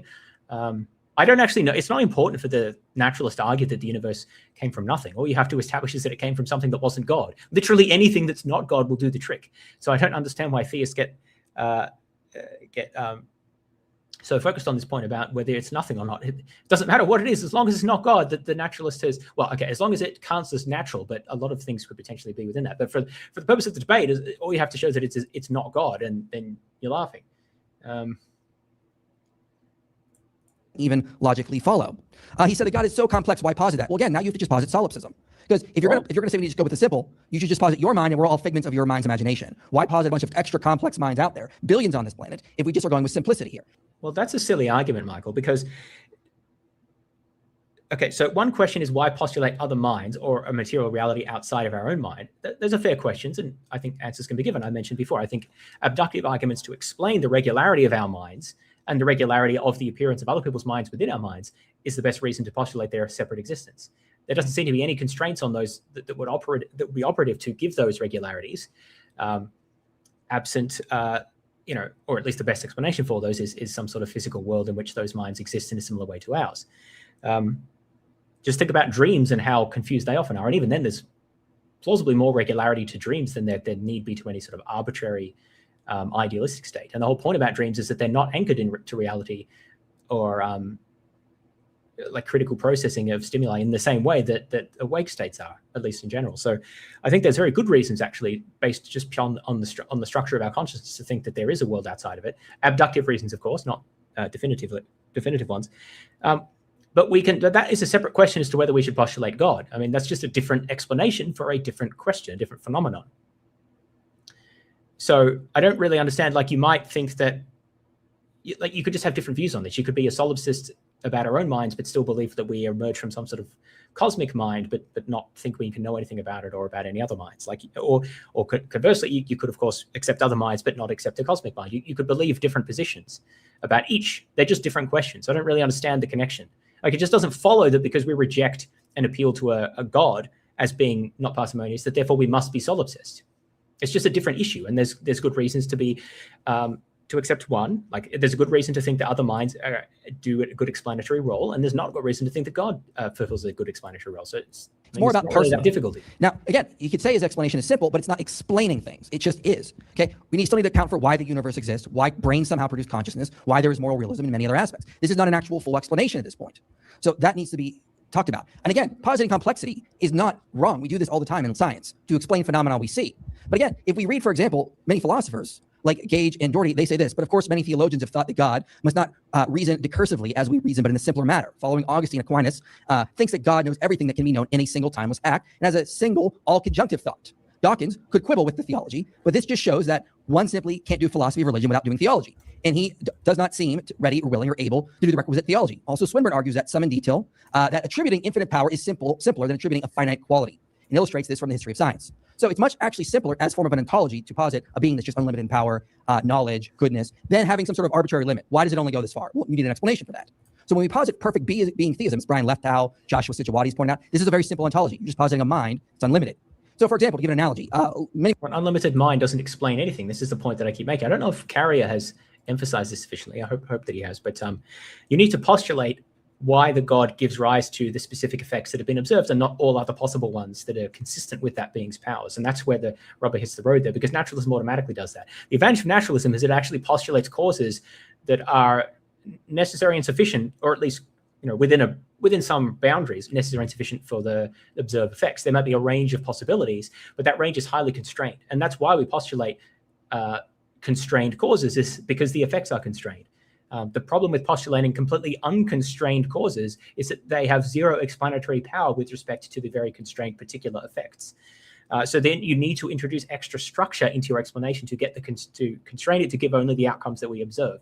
And theists have so little to work with there because they have so little structure that they postulated, that they're going to end up having to postulate just everything in that they want to get out. Like, God creates a universe. Well, he had to have a reason for creating the universe. God creates a universe, fine-tuned in certain ways. Well, he had to have a reason for fine-tuning it in each specific way. God creates minds that have certain properties. Well, he needed reasons for each specific property that he created, and why isn't instantiated in this way instead of another way? Every step of the way, you need to explain why God did it that way. Not so under naturalism. Once you establish the ground, the set of physical principles, initial conditions, and constants, then everything else comes sort of for free, quote unquote, if you can establish how the stepwise reduction works. Massive difference in yes, of course, you need to postulate those things initially, but once you've done that, you get a whole lot of explanatory power. You never get explanatory power in theism. It only goes in a bit at a time as you make each new ad hoc hypothesis in order to get out the phenomena that you're trying to explain with that specific hypothesis. Why God did this particular thing at this particular time, instead of the infinity of other things that he could have done. The math just never works. I mean, I don't know that I could prove that it could never work, but I've never seen anyone even attempt this. And I think in principle, you can see how God is much less constrained than any physical system. And so you're just going to have this massive under constrained problem with respect to accounting for God's actions. Many centuries ago, people used to think that you just keep going faster, infinite speed. Well, that's just a reasonable assumption until we found an actual limit with Einstein for, like, the speed of light, for example. We have a reason to posit a limit. But without that, there's no reason to posit a limit. That is a simpler explanation. It's more parsimonious. Same with God. God is a simple explanation, although a simple ontology, that of the mind can have a complex thought or do complex things. It's still a simple ontology, which can account for the data that we have in a much better way than positing something like space-time somehow is the explanation, but it also appears emergent, appears to come from a mind, somehow creates conscious minds and moral realism, and has all these weird arbitrary limits, arbitrary properties. This is about a very complicated explanation. We can't confuse explanation in ontology with the actions or the beyond that kind of aspect of it. So again, it's about a simple ontology. As philosophers have noted, mind has a very simple ontology. And again, we can account for all this data. Unfortunately, when it comes to the data I presented, we still have not got a better explanation. They can account for all the data I presented in a more parsimonious manner. Thank you very much for that. It does no good to have a simple ontology if your ontology is under constrained and you just need to add on a whole bunch of extra properties. It's the same thing with respect to substance dualism. You could say, oh, well, substance dualism just postulates that there's sort of this inherently simple substance that's a mind, that's the sort of special thing. There's nothing else like it.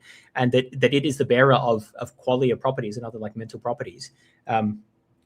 but that doesn't actually explain anything. Like, how does it formulate distinct mental states? How are those differentiated from each other? How does thinking occur? How does perception occur? And how do all of those things then relate to brain states that appear closely correlated? This is what I argued in my debate with David Paulman. He needs to actually either present a theory, which of course they don't have, or just ad hoc argue that every regularity, every mental principle, as well as mind-brain connection principles that we have, needs to be just ad hoc postulated. Like this type of, like association, for example. We know that humans are association. We think of one concept, we think of a bunch of other associated concepts, or reaction times that we have to different types of stimuli. Cognitive distortions, effects of memory, and like ordering effects. Every single thing that's been found in any psychological or cognitive psychological experiment, as well as all the other types of phenomena that you would need to fully articulate a theory, would just need to be assumed ad hoc that that's how it works. Whereas under physicalism, none of those things need to be assumed ad hoc. You just need to, really, they should all fall out of the underlying base of like the properties of neurons. And we're not quite at that point yet, but ideally, a completed naturalistic theory would be able to do that. And that's what we're working towards. So I think that it's just ridiculous to focus purely on the ontology and ignore all of the properties that the ontology must have in order to fulfill its role in actualizing the phenomena. Because it's not just a question of ontology, it's also a question of the properties or capabilities, or whatever word you want to use, that your ontology has. It's exactly the same problem with God. God has, so it is said, a simple substance, though they can't really say much about that, but it's simple, right? But his properties don't constrain anything about his behavior, so you need to add on more properties like intentions or desires that constrain those, and you need to keep adding those as each new thing that you need to explain comes about in an ad hoc way, because there's no underlying theory. So it's just ridiculous and unprincipled to only specify, only say that you care about the simplicity of the ontology of the substance, but not of other aspects of ontology like the properties. I think, again, Michael's misunderstood the argument. So let me give it in a different form. So let's say you have a collection of all possible things. It's infinite. And there's every possible God is in there. Every possible godless world is in there. And if you look at like the possible worlds, and there could be a world that you choose that has one universe in it only, a world that you choose that has no universes, that would be nothing, and nothing stays nothing. Or you could pick out of that hat essentially a mass, like 10,000 universes or whatever, the number of universes that exist, the multiverse you pick out of there. All these possibilities are in there. Any one of them could be any possible multiverse or single verse and so on. But if you look at, when you pick through all of that, the probability of picking a zero universe, in other words, nothing, is infinity to 1 against, right? Picking one single universe by itself, also infinity to 1 against. And even picking either one of those, 0 or 1, is also infinity to 1 against, because there's always an infinite number of larger multiverses to pick. So in fact, if you pick at random out of that hat, you are going to almost certainly pick a godless multiverse, because of all the possible things that are in there. That's the most common thing by far. There's infinitely more of those things and more rare things like a God. Now, God has infinite specified complexity, because he has absolutely literally Aleph Omega. You can look this up, of all the connections that he could possibly make in his mind to be omnipotent or to be omniscient, is the most specified complexity you can even have. It's like there's nothing can be logically more complex than that, and more specified complex than that. But there's only one of those. Out of all the things in the hat, only one of those is that God. But almost all, in fact, infinitely many in that hat, are godless multiverses. So if you're picking at random, you're not going to get a God. You're to infinity to 1, you're going to get a random godless multiverse of vast size. Yeah, I talked about this a little bit with someone I've forgotten, decided about how the issue here becomes of how you assign prior probability for these different possible states. And the usual idea was you should weight in some way towards simplicity, and people differ as to how much you should weight towards simplicity. So that's going to be potentially an issue here. If you think God is very simple, then universes with God are much more heavily weighted than other universes. Anyway, it's an interesting approach, though. And so the Lincoln-Wasser model, they don't have any positing of limits. There's no ad hoc anything in there. They just say that if you start with a state that has no physical laws governing what will happen, it logically necessarily follows that what will happen will be random. It'll be a random pick out of that hat. And they build this out in terms of describing in terms of field theory. There are no assumptions that are plugged in there. Nothing's ad hoc. It's just simply once you define the state, the conclusion follows necessarily. And I bring this out in my many articles about this. But I'll have to have a read. Sounds like an interesting article. Best one to start with is nothing as a field state, is where I talk about Lincoln-Wasser and tie it into my other argument. So if you're picking at random, you're going to get a multiverse, and therefore it's actually a much simpler explanation. God is a much more complex piece of information. So Swinburne was actually wrong about that. So that argument just doesn't work. It actually works the other way around. God is actually the most complex thing that you can pick. A multiverse is the least complex because of all the random things you could pick at random. That's the simplest thing you can do, is pick at random. You're not specifying anything. It's zero specificity. You're picking at random, you're going to get a godless multiverse of all possible things in that hat. So that's why I'm saying that's a simpler. So it also hits precedent. Again, we have no precedent for supernatural causes. God is the least likely explanation for anything you run into. It's always been thousands and thousands, millions and millions of things have been explained with natural causes. And so the probability is going to be one of these natural causes. Lincoln-Wasser is an example of this. So we got precedent. Then we've got simplicity. The Lincoln-Wasser model is vastly simpler, has vastly fewer posits, and requires less specificity of choice in terms of what happens than the God hypothesis does. And so I do want to revisit, what's my time on that? Okay, let's see if I can get through the moral argument, because I think that's been, he mentioned that a little bit, and I should hit that some. So let's do the same thing I did before. Let's put all the evidence in that Michael's leaving out. So atheism predicts that moral rules will only come from human beings and thus will begin deeply flawed and will be improved by experiment over a really long time, each improvement coming after empirically observing the social chaos and dissatisfaction and waste that comes from flawed moral systems. Atheism also predicts that will happen only slowly over thousands of years because humans are imperfect reasoners. And that is exactly what we observe. Just look at the examples of endorsing slavery and the subordination of women in the Bible, 1 Timothy 2, for example. By contrast, theism predicts a universe directly governed by justice laws or a kind and just stewardship, or the enacting and teaching of divine justice and mercy everywhere from the start. But we observe no such laws built into the universe, no stewards or law enforcers. So this is actually a very good point. So I don't know that you do expect moral progress under naturalism. You expect that possibility. I think there's reasons you might expect in favor of it because, for example, things like literacy and abstract thinking develop slowly over time and take time to take root in societies. The technologies needed to foster peaceful means of coexisting with large groups of people also take time to implement. So maybe you'd expect some amount of moral progress. I think that there's limits to what you can reasonably project there, depending on what you assume at the start. But I think that you very clearly do not expect moral progress under theism. You expect the moral law to be established at the outset, and then, well, presumably God would set things up so that even if there is room for free will, at least there is a large, you would expect that in a universe governed by moral order and where God's purpose is for us to live in alignment with that moral order, that he did a reasonable job at ensuring that that moral order would be very consistently applied and respected across history. Not necessarily perfectly, because maybe there's room there for free choice, but there's also free choice operates under a lot of constraints. I've argued this in like my fine-tuning video, for example, that God could have changed a lot of those properties about how much any bad action affects other people. God could have changed that to make it less, for example. And God could have also made it so that more fundamental moral principles like human rights and equality of genders were much more clearly taught and widely known earlier on in history.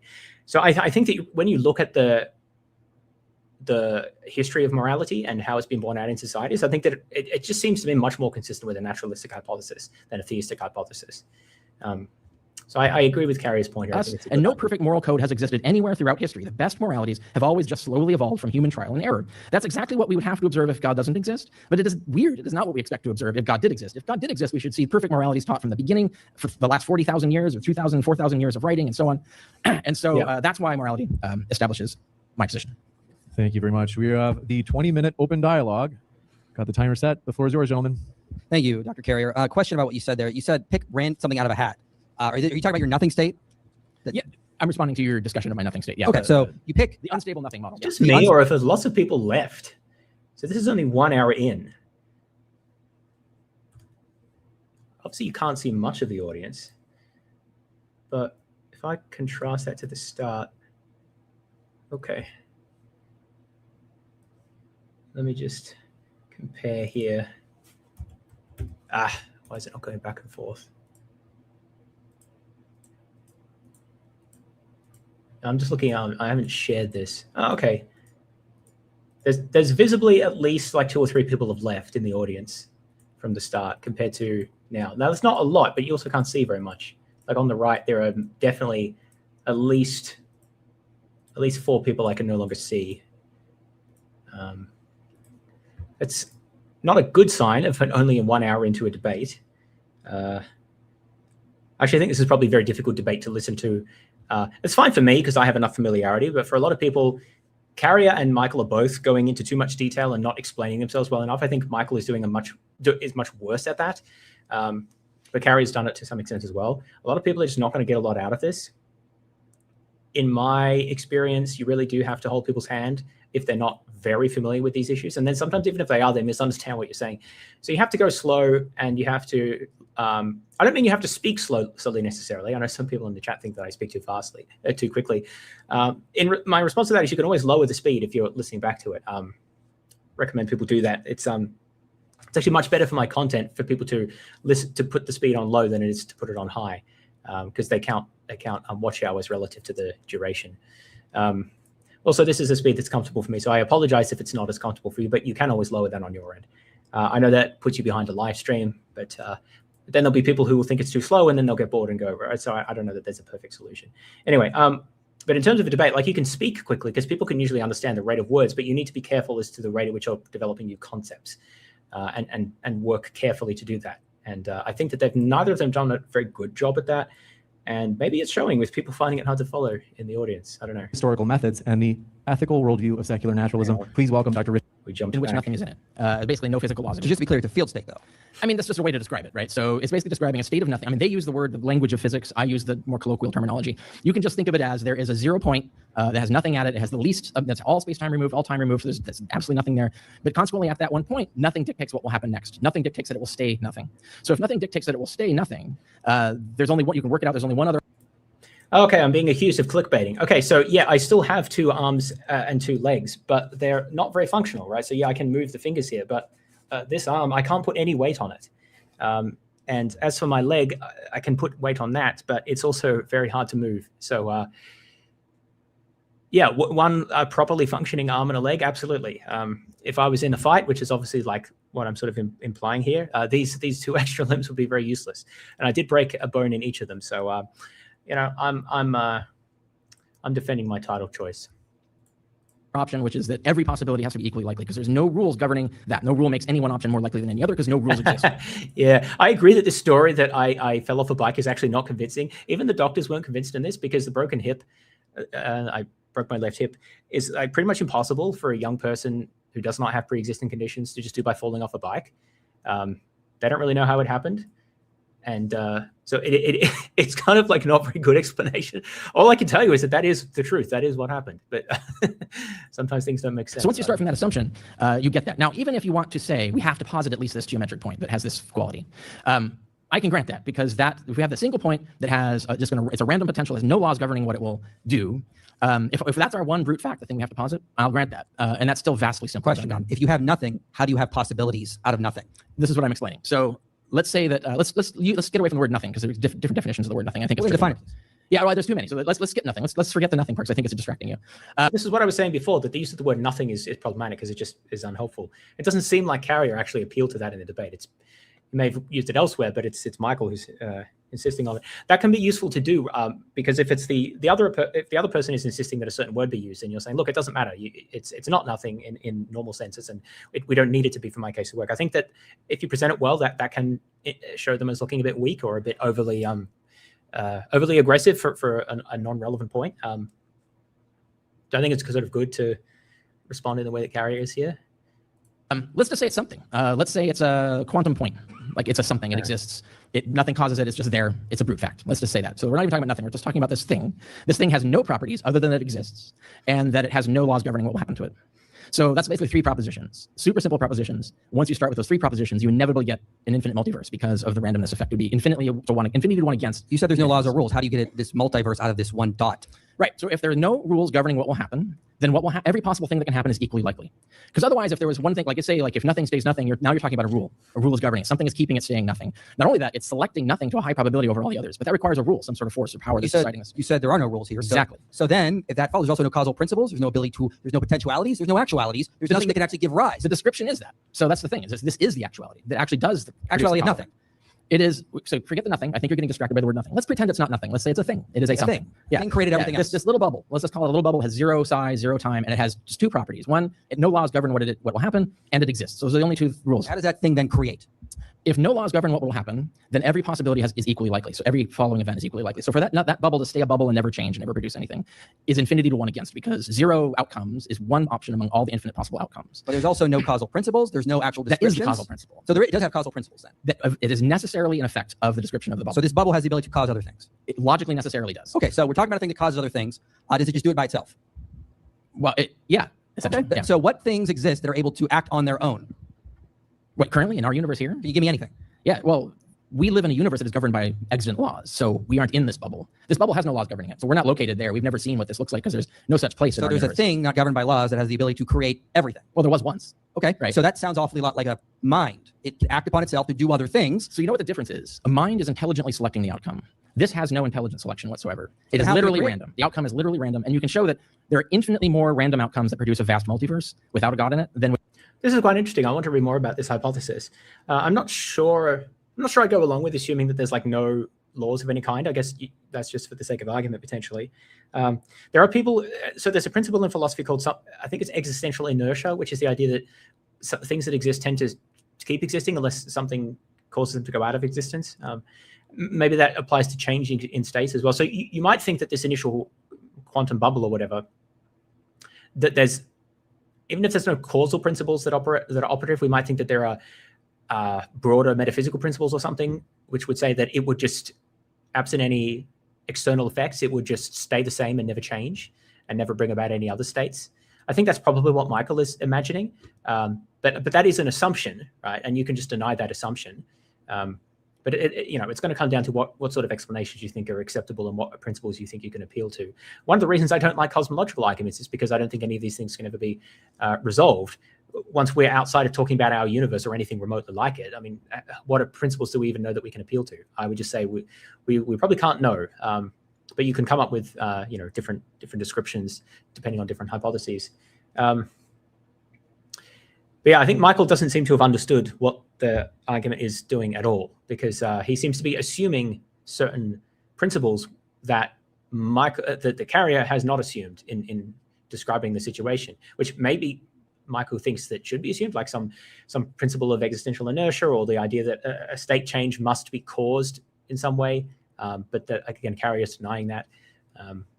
So that's maybe why they're talking past. produce a God or only one universe or no universe, etc. Again, we still need to actually explain how this thing creates. What you're saying when there's no That is laws, the hold on, when it says there's no laws, that's a negative statement. Negative statements are not facts. They're just the absence of facts. We need actual facts to explain how this nothing state or this bubble is able to go from that to a universe. We need actual descriptions. We need actual causal principles. We need actual explanations here. Just saying, well, nothing constrains it, therefore it can be anything. That's not an explanation. Yeah, if you just assume that when... Yeah, but that's the whole point, though. That is the explanation. So Michael is saying you need causal principles, but the whole point is that no, under this model, you don't. That's the whole point. The whole point is if you have absolutely nothing to constrain an outcome, then you can get any outcome, right? And the only constraint operative is the number of outcomes that are possible, and you can provide a probability measure over those different outcomes. I do think that it's probably going to be problematic to do that, because it depends how you're going to specify your outcomes. If you're going to use a principle of indifference, then I guess you could say, look, as long as they can be described with even one difference between them, then they're different. But how you do that for non-physical states, I think is going to be problematic, because God could have different mental states, but normally you wouldn't think of that as like a different underlying state. Anyway, I think there are going to be issues there when you interact with non-physical states, as there is for any formalism when it interacts with non-physical states, because I think non-physical entities don't make sense and cannot be described rationally. So anywho, but I think that it's just one of the reasons why it's difficult to argue against these things, any sort of non-physicalism, using rigorous approaches, because rigorous approaches don't work when describing non-physical things, and I don't think they can be made to work. Anything like probability or information or simplicity, it's just so hard to apply that in these sorts of cases because they break down. I think those breakdowns are actually telling us something about the conceptual incoherence of the idea of something non-physical, like a mind or God, but that's just my view there. But anyway, so Michael here is sort of requiring, I think, that there be some sort of causal processes, not understanding that that's the whole point of the proposed model, is that this is how you can give rise to or bring about the existence of things even in the absence of any causal processes, that it sort of inevitably will, under certain assumptions. And of course, that's the key, under certain assumptions. It's a bit problematic in my view that Michael is not able to actually argue against it. He just doesn't seem to understand it at all. And it's something he should understand should have understood in preparing for this debate. He should have read up on Richard Carrier's papers on this and understood the argument well enough to present an objection to it, instead of just essentially red herrings, like, well, yeah, but there's no causal process. But that's the whole point. It's an explanation that doesn't appeal to any sort of causal process. That's not, you can't use that as an objection to it. You would have to say there needs to be a causal process because of some reason that requires that you can't have a change in state without a causal process. And then you could argue back, well, why postulate you need such a causal process to change a state? That's just an assumption. We don't know that that's always true. That seems to be what he's raising here. Yeah, within our universe, that's true, but we don't know that that applies outside of the universe. Nothing to determine. That's the thing. So absence of facts is a fact, right? So like What's the fact then? So for example, you might say from nothing, nothing comes, right? You might say that ex Of nihilo course. nihilo, right? Well, that's a fact. That's a positive fact. That is a positive fact that does not exist at this bubble because it hasn't been created yet. But you said it's a thing now, though. So it's a thing now. The ex nihilo isn't because it doesn't exist yet. Yeah, so this is just Michael playing semantic games, like, oh, it's a thing, it's a nothing, it's a fact, it's not a fact. These aren't actual substantial objections. He's just playing games that makes it hard. And maybe this is his better strategy, right? He's making it difficult for the audience to understand what Carrier is saying because he's forcing him to like talk around himself.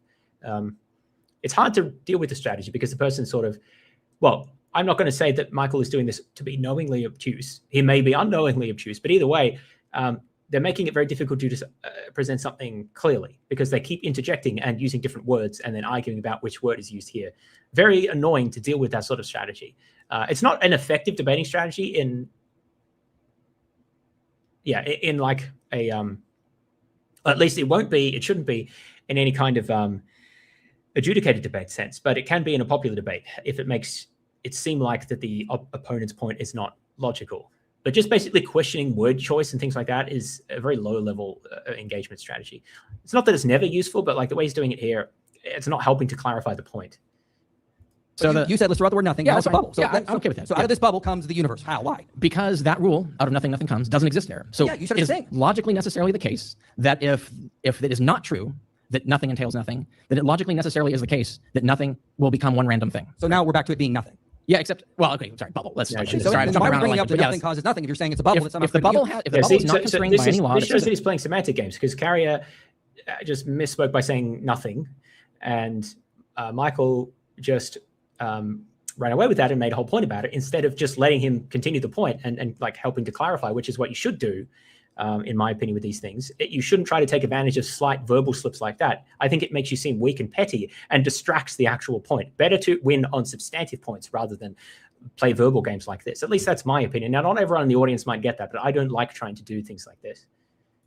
Has to stay a bubble and is not constrained by any law that dictates what will happen. It is logically necessarily the case that every possible outcome is equally likely. What constrains it to say that every outcome is equally likely?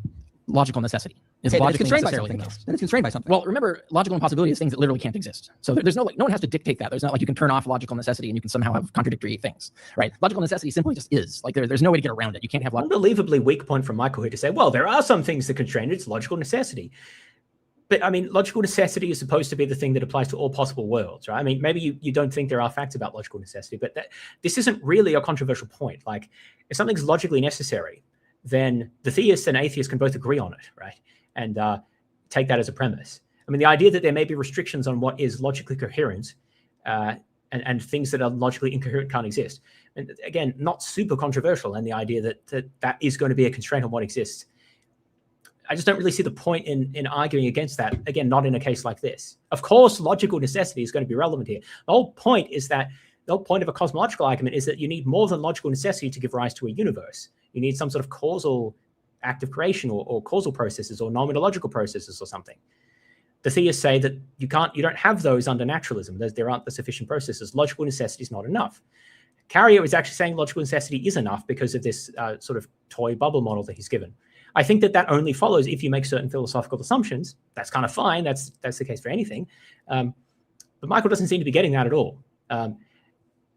And so he's playing these silly games about, oh, well, there are constraints. It's logical. Well, dude, of course there's logical possibility. But the whole point is that most people said that that's not sufficient to give rise to a universe. And I'm saying that it is, right? That's what this model establishes. So let's respond to that idea instead of logically contradictory things, because a logically contradictory thing is by definition a thing that doesn't exist. But this is somehow, okay, so let's go with that. We have a bubble, somehow brings about the universe, okay? You keep going back and forth between nothing or a bubble. Again, how does this bubble act upon itself if there's nothing constraining it to create a universe? It doesn't have to act on itself. It's not like it's not making decisions. I think, okay, so I don't know. My inclination here would be to I don't know how long the moderator wants this section to go on, but insofar as they go on, I would probably be inclined to give very short answers if I was Carrier. Because he's explained it multiple times. I don't know. This is just a guess. It might be better just to allow Michael to just keep spouting off things and just give really short answers. Like, for example, when he says things like, well, how does it act on itself? You say, it doesn't. And you say, well, what are the causal processes? There are no causal processes. That's the point. Very short, precise answers there. Because I think that Michael is going to talk himself into a corner. It's going to be more obvious if you let him do that. Not 100% sure, but that might be what I would try. Because this is not working. I think it's probably giving the advantage to Michael here just because it's just making the whole thing confused. Whereas if you can give very short, concise answers, I think that gives more the impression that you know what you're talking about, and actually the other guy's not getting it. Hard to say, but that would be just my inclination. It simply has the In property an interaction that like this. a random thing will happen. So it does have properties. Yeah, I said that. Okay, so it has properties, so it's not nothing. Yeah. So why would you bring up that out of nothing comes nothing? Yeah, when I said, yeah, it has that property. So So this this is the simplest property you could possibly have. Bubble has Vastly simpler than properties God. that can cause other things to exist then. It's just So I'd probably say it has no properties. It has only logically necessary properties. That's a simple way to put that, which then links back to the logical necessity point. So then one of those would be that if there is nothing constraining what state comes following an initial state, then all states are equally likely. Something like that. one property, which is the property of becoming anything. So it can become has no anything. other properties So, okay. other than existing. So then it's constrained by something, by that property. Let's say that, sure. Okay, so you're not positing nothing. You're Yeah. actually positing Now, something. To be fair, we've gotten off track. So people want to read my article. I prove that Yeah, so again, you say, yeah, it's not nothing, it's a bubble. It's constrained by logical necessity. Doesn't have any causal powers or anything. Doesn't need them. That's what I would do here. it is logically necessarily the case, so that I'm not just ad hoc presupposing this. But for the sake of this debate that we're having right here, I'm willing to grant each particular thing has an equal probability. So each number of universes has an equal probability, logically necessarily, from how I've described it. It's How is that inevitable. not God? Well, it doesn't have a mind. Well, It's wait a not minute, wait a thinking. minute. It's not How intelligent. does something without a mind cause other things on its own I already without being explained acted that. on and has the ability to do Well, it doesn't cause anything. That's the whole point. anything it wants? So please explain again. It doesn't want anything. It doesn't have desires. It only posited two Okay, things. so now we're positing It another exists- arbitrary limit. No, It no. can't have desires. I'm saying it has two properties. It exists and anything. Okay, I'm getting a bit sick of Michael here. He doesn't even seem to be trying to understand what the other guy's saying. It's a bit embarrassing, really, in my opinion. I'm not even sure I'm like fully on Carrier's side here, but like you at least respond to what the guy's saying and not just play these silly semantic games. Honestly, the moderation should step in at this point. I think it's been too long on that, and they're not really going anywhere. Probably poor moderation, but whatever. I'm just trying to. I can't remember how much of this did we skip. More complex than that, and more specified complex than that. But there's only one of those. Out of all the things on the Yeah, I think we already went through all this. They seem to be mostly talking about this origins issue. Oh, hang on. Hard problem of consciousness. Yeah, I want to cover that a bit before we finish up. What is the consciousness? It is the computation, right? So that's the So it's a Dennett. process. It's a That's the Dennett computation. Cottrell model. So am I Hang talking on. Need to jump back a bit. Good, because when you remove it, it's gone. It's You correlation can't- causation? value of its model building is so low that it doesn't experience qualia. But mice, they're okay. lizards, Okay, so probably. how does consciousness come out of brain processes? I mean, we just can't say, well, it does. Explain how it actually does. Yeah. So that's where you're going Well, you can though. I mean, that's what theists say. Oh, but that's what dualists say. I mean, we can say more than that, but you actually can. It's just a question of the relative plausibility of that claim. Oops.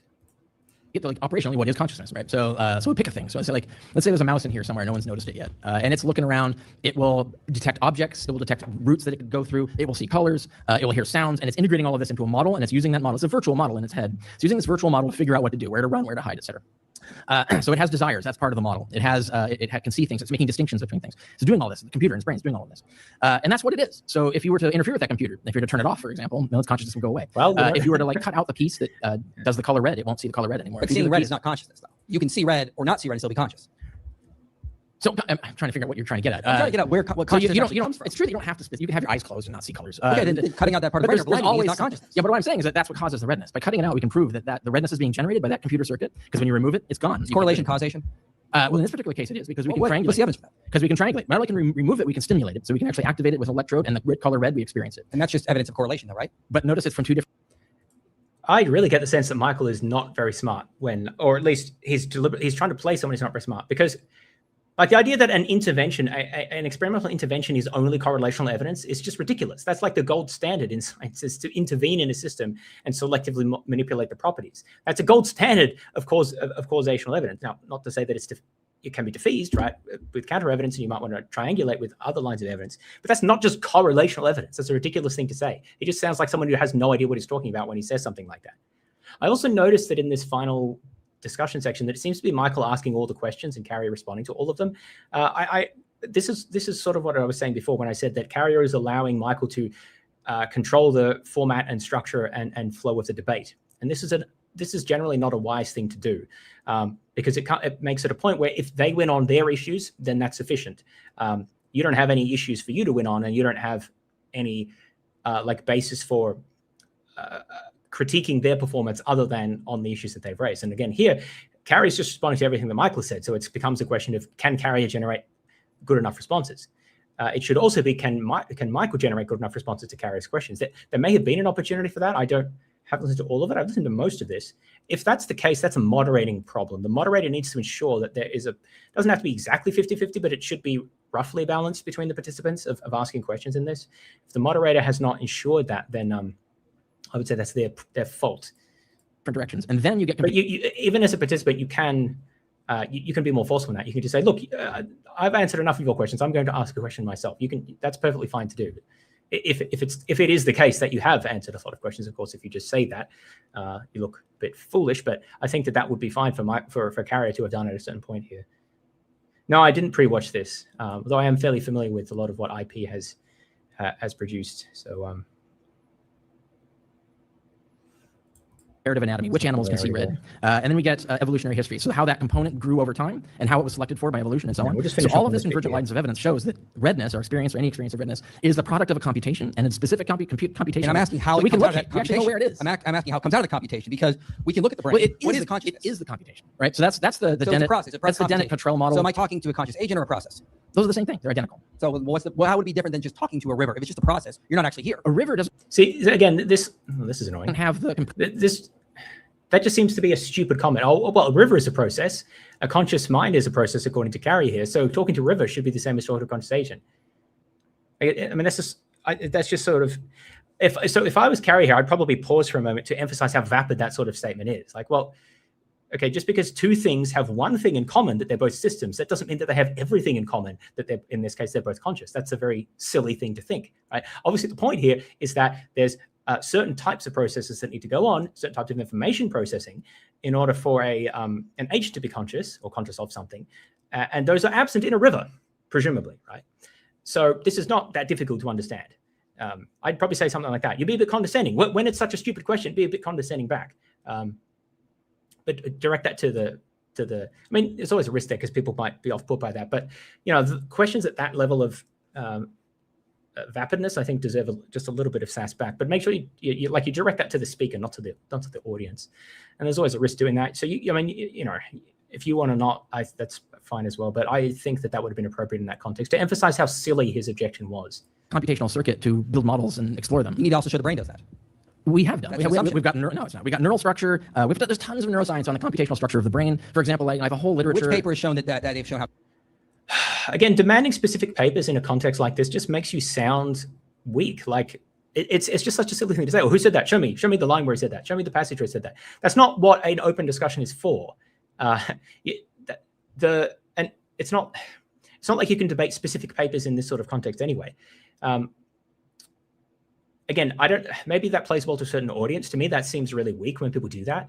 It seems like that they can't discuss the argument at an appropriate level of abstraction for this format because they don't have anything to say. They can only just progressively push for specifics. And knowing that eventually the person will run out of specifics that they have memorized, right? Because eventually there's a point where you don't remember that specific. And then they can just sort of declare victory there. Well, that's just a facile and ridiculous debating strategy. Which any good audience should be able to see through. I don't know that everyone can see through. So again, it's hard to deal with because it's a dishonest strategy. You can just say, look, there have been many papers. I'm not referring to any specific ones now. The basic point that I'm arguing is that what we can show clearly is that there is a relationship between conscious states and certain types of representational processing. We have very strong evidence in favor of this. I outlined this in my opening remarks. Now, contrast that to the dualist state, which has absolutely nothing to say. There's no papers there. There's no modeling. There's no explanations. There's nothing to say about why it is that certain mental states are correlated with any types of physical states, brain states, or anything else, or why certain mental states give rise to other mental states. There's no principles at all. So what we have is one explanation, which is very rich and well evidenced, not perfectly so, but we have a lot of evidence behind it. And you have an alternative, which is pure conjecture and not based on any evidence. It doesn't have any explanation. So I argue that my explanation is the better one. Something like that. You don't allow things to work according to his game. Just because he wants a specific reference doesn't mean you have to give him one. And in this context, it's not reasonable to ask for that. Consciousness. So, for example, I have a whole bunch. There's one of my articles on Bayesian reasoning. There's a ton of science showing that the brain's computations, calculating the colors and shapes of things, are Bayesian. They actually follow the Bayesian mathematical model, which is basically just a simple mathematical pure model that our brain is actually doing. We have tons of these convergent lines of evidence showing that consciousness is the process of modeling things. It is a computerized virtual model. How does that actually come out of it? Just saying that it is doesn't actually make an explanation. So if you're positing a physical, what you mean by come out? I think yes. What you mean is finish what I'm saying. Then. Like what would let me make finish what I'm saying. If I understand with the river example, I think what you're asking is what's the difference between a computer that generates consciousness and another computer? I would basically run John John Sears' Chinese room argument. If Yeah, you it's a terrible computation itself, we can see computation without actually consciousness coming out or actually understanding or knowing. So This is a bad time, in my opinion, to appeal to John Searle's Chinese room argument. That should have come up way earlier. I mean, I guess you can bring it up now, but okay. So the thing is, okay. So so this is interesting. If Michael wants to bring up John Searle's argument, make him explain the argument. I mean, you don't have to go overboard about it, but like at least make him outline the argument and how it's relevant to this. You don't have to do his job for him of presenting arguments against your position.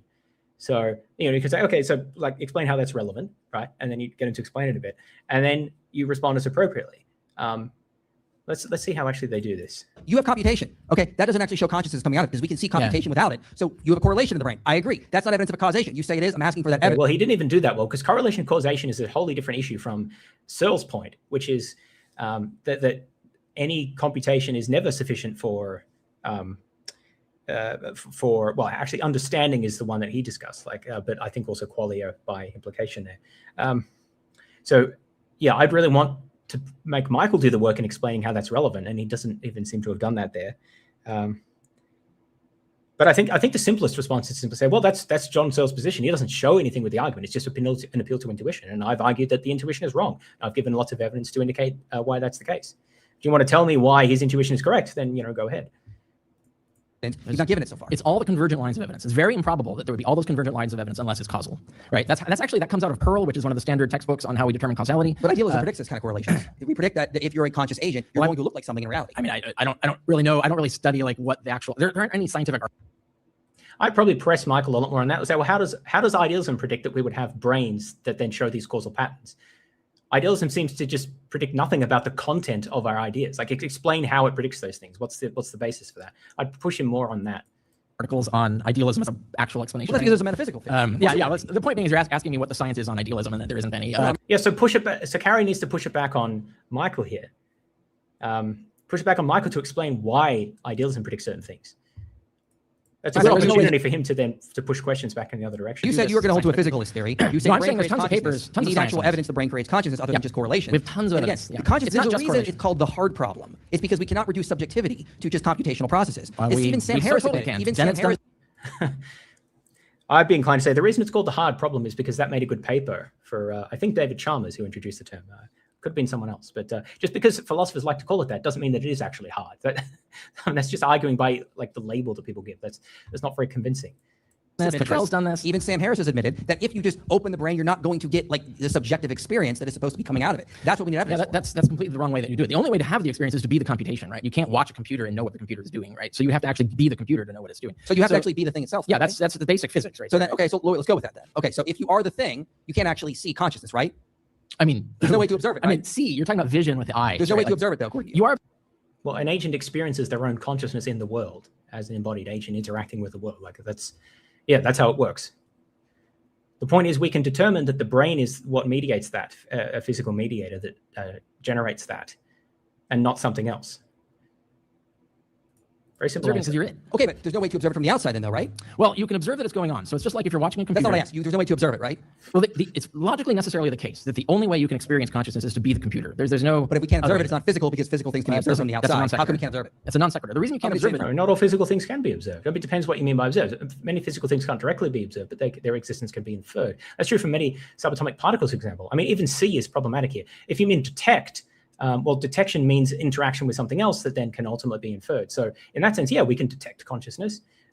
We can't experience it directly if it's not our consciousness, but there's many things that are physical that can't be experienced directly. So there's no problem there. It's a silly thing to say. If we can't see it, then it's not physical. Well, where did you get that idea from? You can't see neutrinos. Like, you can barely interact with them at all, but we can know that they're there. And some things like dark energy, and we can't even interact with it directly, at least we don't know how to yet. All we can tell is that it's there based on computations of the rate of universe expanding over time and galaxy rotations and stuff. All we need to be able to tell that something is there physically is that we can infer its existence in some way through its interaction with other stuff. And absolutely we can do that for consciousness.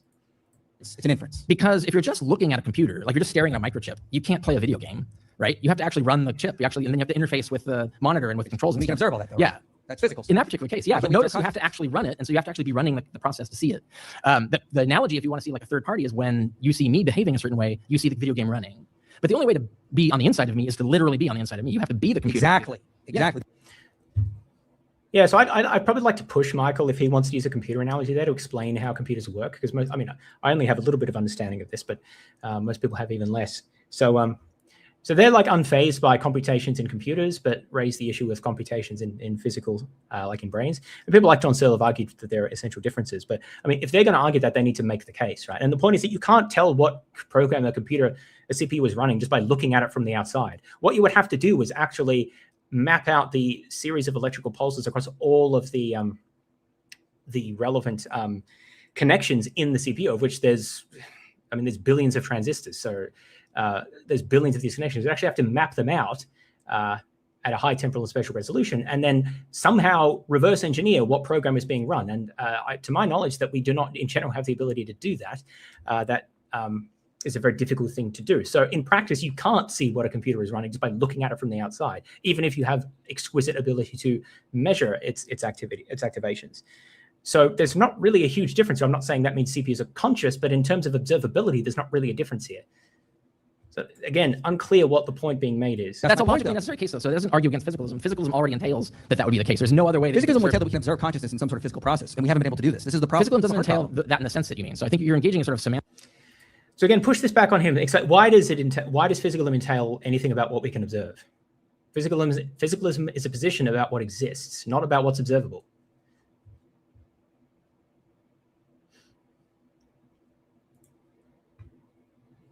Switching here, we can observe consciousness. We can actually put you in a brain scan, and we can tell when you're conscious and when you're not. So that's not observing consciousness. That's another correlation, though. You keep term switching between different concepts of observation. How can consciousness be reducible? That was my point. That's what I've been explaining for like 2 hours. Yeah, that's probably a good place to end that. Well, I mean, you know, if you can read the information that's being loaded from memory into the CPU buses, then that's probably going to help you a lot in working out what program it's running. But I'm saying if you're just looking at the patterns of activations of transistors, that is going to be a lot more difficult. Like you can of course tell at any given time what primitive operation is being performed, like by the ALU, and whether it's loading information and things like that. But I'm saying if you were to ask what algorithm is it running, what program is it executing, that's very difficult to determine. In general, at least, because there's, anyway, there's a lot of complexity to that. But the point is that, observability really has nothing to do with the issue here. Michael's responses are really, in that Q&A section, are really, really lame, like mostly just semantic games about how something is described and asking the same question over and over. No real insight into explaining why his position is moderator did a terrible job at ensuring that the flow was balanced between the two. I mean, that's partly poor moderation, but like not a good debate. We didn't listen to the whole thing, but we listened to most of it, most of the important bits. We skipped the Q&A. Q&A is usually the least interesting part. There's a lot of closing arguments. I don't know why that was so long. I think that it's just not correct here in the on the timeline, but let me just have a quick look to see if the crowd changed again. It looks similar here to the last time I looked. Definitely looks like some people left. Although it's possible that it's like reserved front seats and they just moved somewhere else. I don't know. Not enough information to say. But pretty disappointing debate, really. I think that Carrier did a better job at presenting his argument and doing so in a coherent way. I still think that there was a lot of room for improvement. As I mentioned, the inclusion of slides would have been better. I think he should have presented his own case separately from rebuttals. He should have signposted better. He should have been a bit more aggressive at times in the Q&A and rebuttal at responding to Michael, and not allowing Michael to run the show as much as he did. But Michael's opening statement was almost completely incomprehensible. Even to me, I had to do a lot of work going back and forward to try to follow what even the arguments were and how the evidence related to them. So much jargon and quotes and just random stuff that he throws in there. And many of the specific points are not even relevant to the argument he's making. Just a really terrible job at arguing for his conclusion. And I think also it doesn't do a very good job. I didn't listen to all the rebuttal, but it doesn't do a very good job from what I heard in tying together. Ideally, what you want to do when rebutting the opponent is tie together how your explanation is better or how your argument does a better job, so that you constantly boost up your own case while pressing down the other guys. That's a skill. That's still something I'm working on. It's not easy to do, but it's definitely the best way to do rebuttal, rather than just, as opposed to the bad way to do rebuttal, which is ask like, oh, what's your answer to this? Or what's your reference to that? Like, give me a paper for that. That's a silly way to do rebuttal. That's not actually arguing the point. And again, in most cases, that's going to be the case. So anyway, a little bit, I mean, am I disappointed? I kind of thought it would be something like this. I guess I thought it might be slightly better than it was. So, yeah, I gave Michael 3 out of 10. I gave Carrier 5 out of 10. I don't know how enlightened the audience is going to be after watching this, because both of them assumed, I think, way too much, not even about assuming background knowledge so much, it's just not explaining things clearly, not signposting enough, not developing your ideas carefully, not using the right visual aids, not enough emphasis of the key points, choosing the level of detail wrongly, all these sorts of things that contribute to making yourself clearer.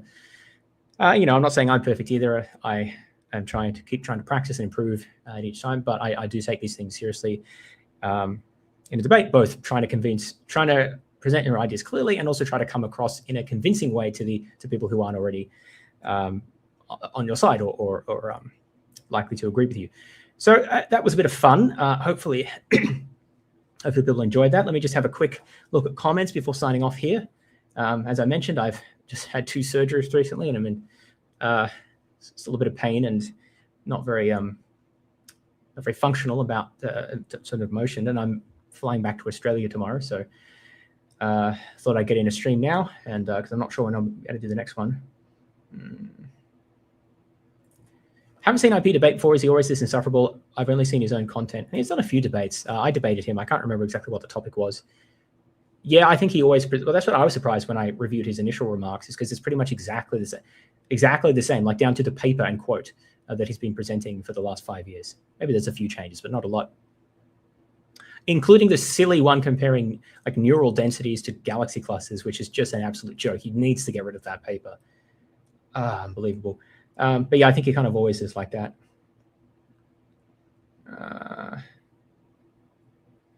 Please debate with people that have a huge subscriber base and get the exposure you deserve. Your arguments deserve a wider hearing. Well, thanks for the suggestion. I'd love to. Usually they aren't that interested in speaking to me. I have spoken with a few people over the years, but yeah. So I did. By the way, I did put that challenge out to William Lane Craig and any other apologist who wants to talk to me a few weeks ago. That challenge video, and I did at the same time send an email to an email inquiry to Reasonable Faith, challenging Craig to a debate, just an online debate even. But so I did actually get back a response. I wasn't sure that I would, and their answer was he's too busy. Essentially, given his speaking and writing schedule or something like that, he'll have to decline. But it's not like I'm some random person. Craig's definitely heard of me. So if he doesn't have the time, even to schedule something next year, or obviously it will be next year, but it could be 2 years hence, right? Like I didn't give a timeline on it. If he's too busy to schedule anything at all, that means he's not interested. So, that's his choice, right? If he doesn't want to defend his life's work against what I think is one of the more prominent critics. I know he has debated Oppie, and I think one or two other names I've forgotten, but so has debated some, but I think that I have some novel things to add to that, especially about the resurrection, because most philosophers don't have too much to say on that. He's debated Sean Carroll, that would be another one. So he has debated some of his critics, but I guess he's not interested in speaking to me. So probably because I have much less of an audience than they do. Although Oppie doesn't have a huge popular audience, so I don't know. Just quickly scrolling back, is there anything else that I wanted to comment on? Nothing I think that I haven't already said. Yeah, only offering services to Ashlepius for a quick recovery. Well, thanks, I appreciate that. It's going to take a while to get back to full health. I'm just hoping that the trip tomorrow goes all right. But I'll let you know. So thanks everyone for the well wishes and for the few donations as well. I really appreciate those. Take care, everyone, and I'll speak to you next year. See ya.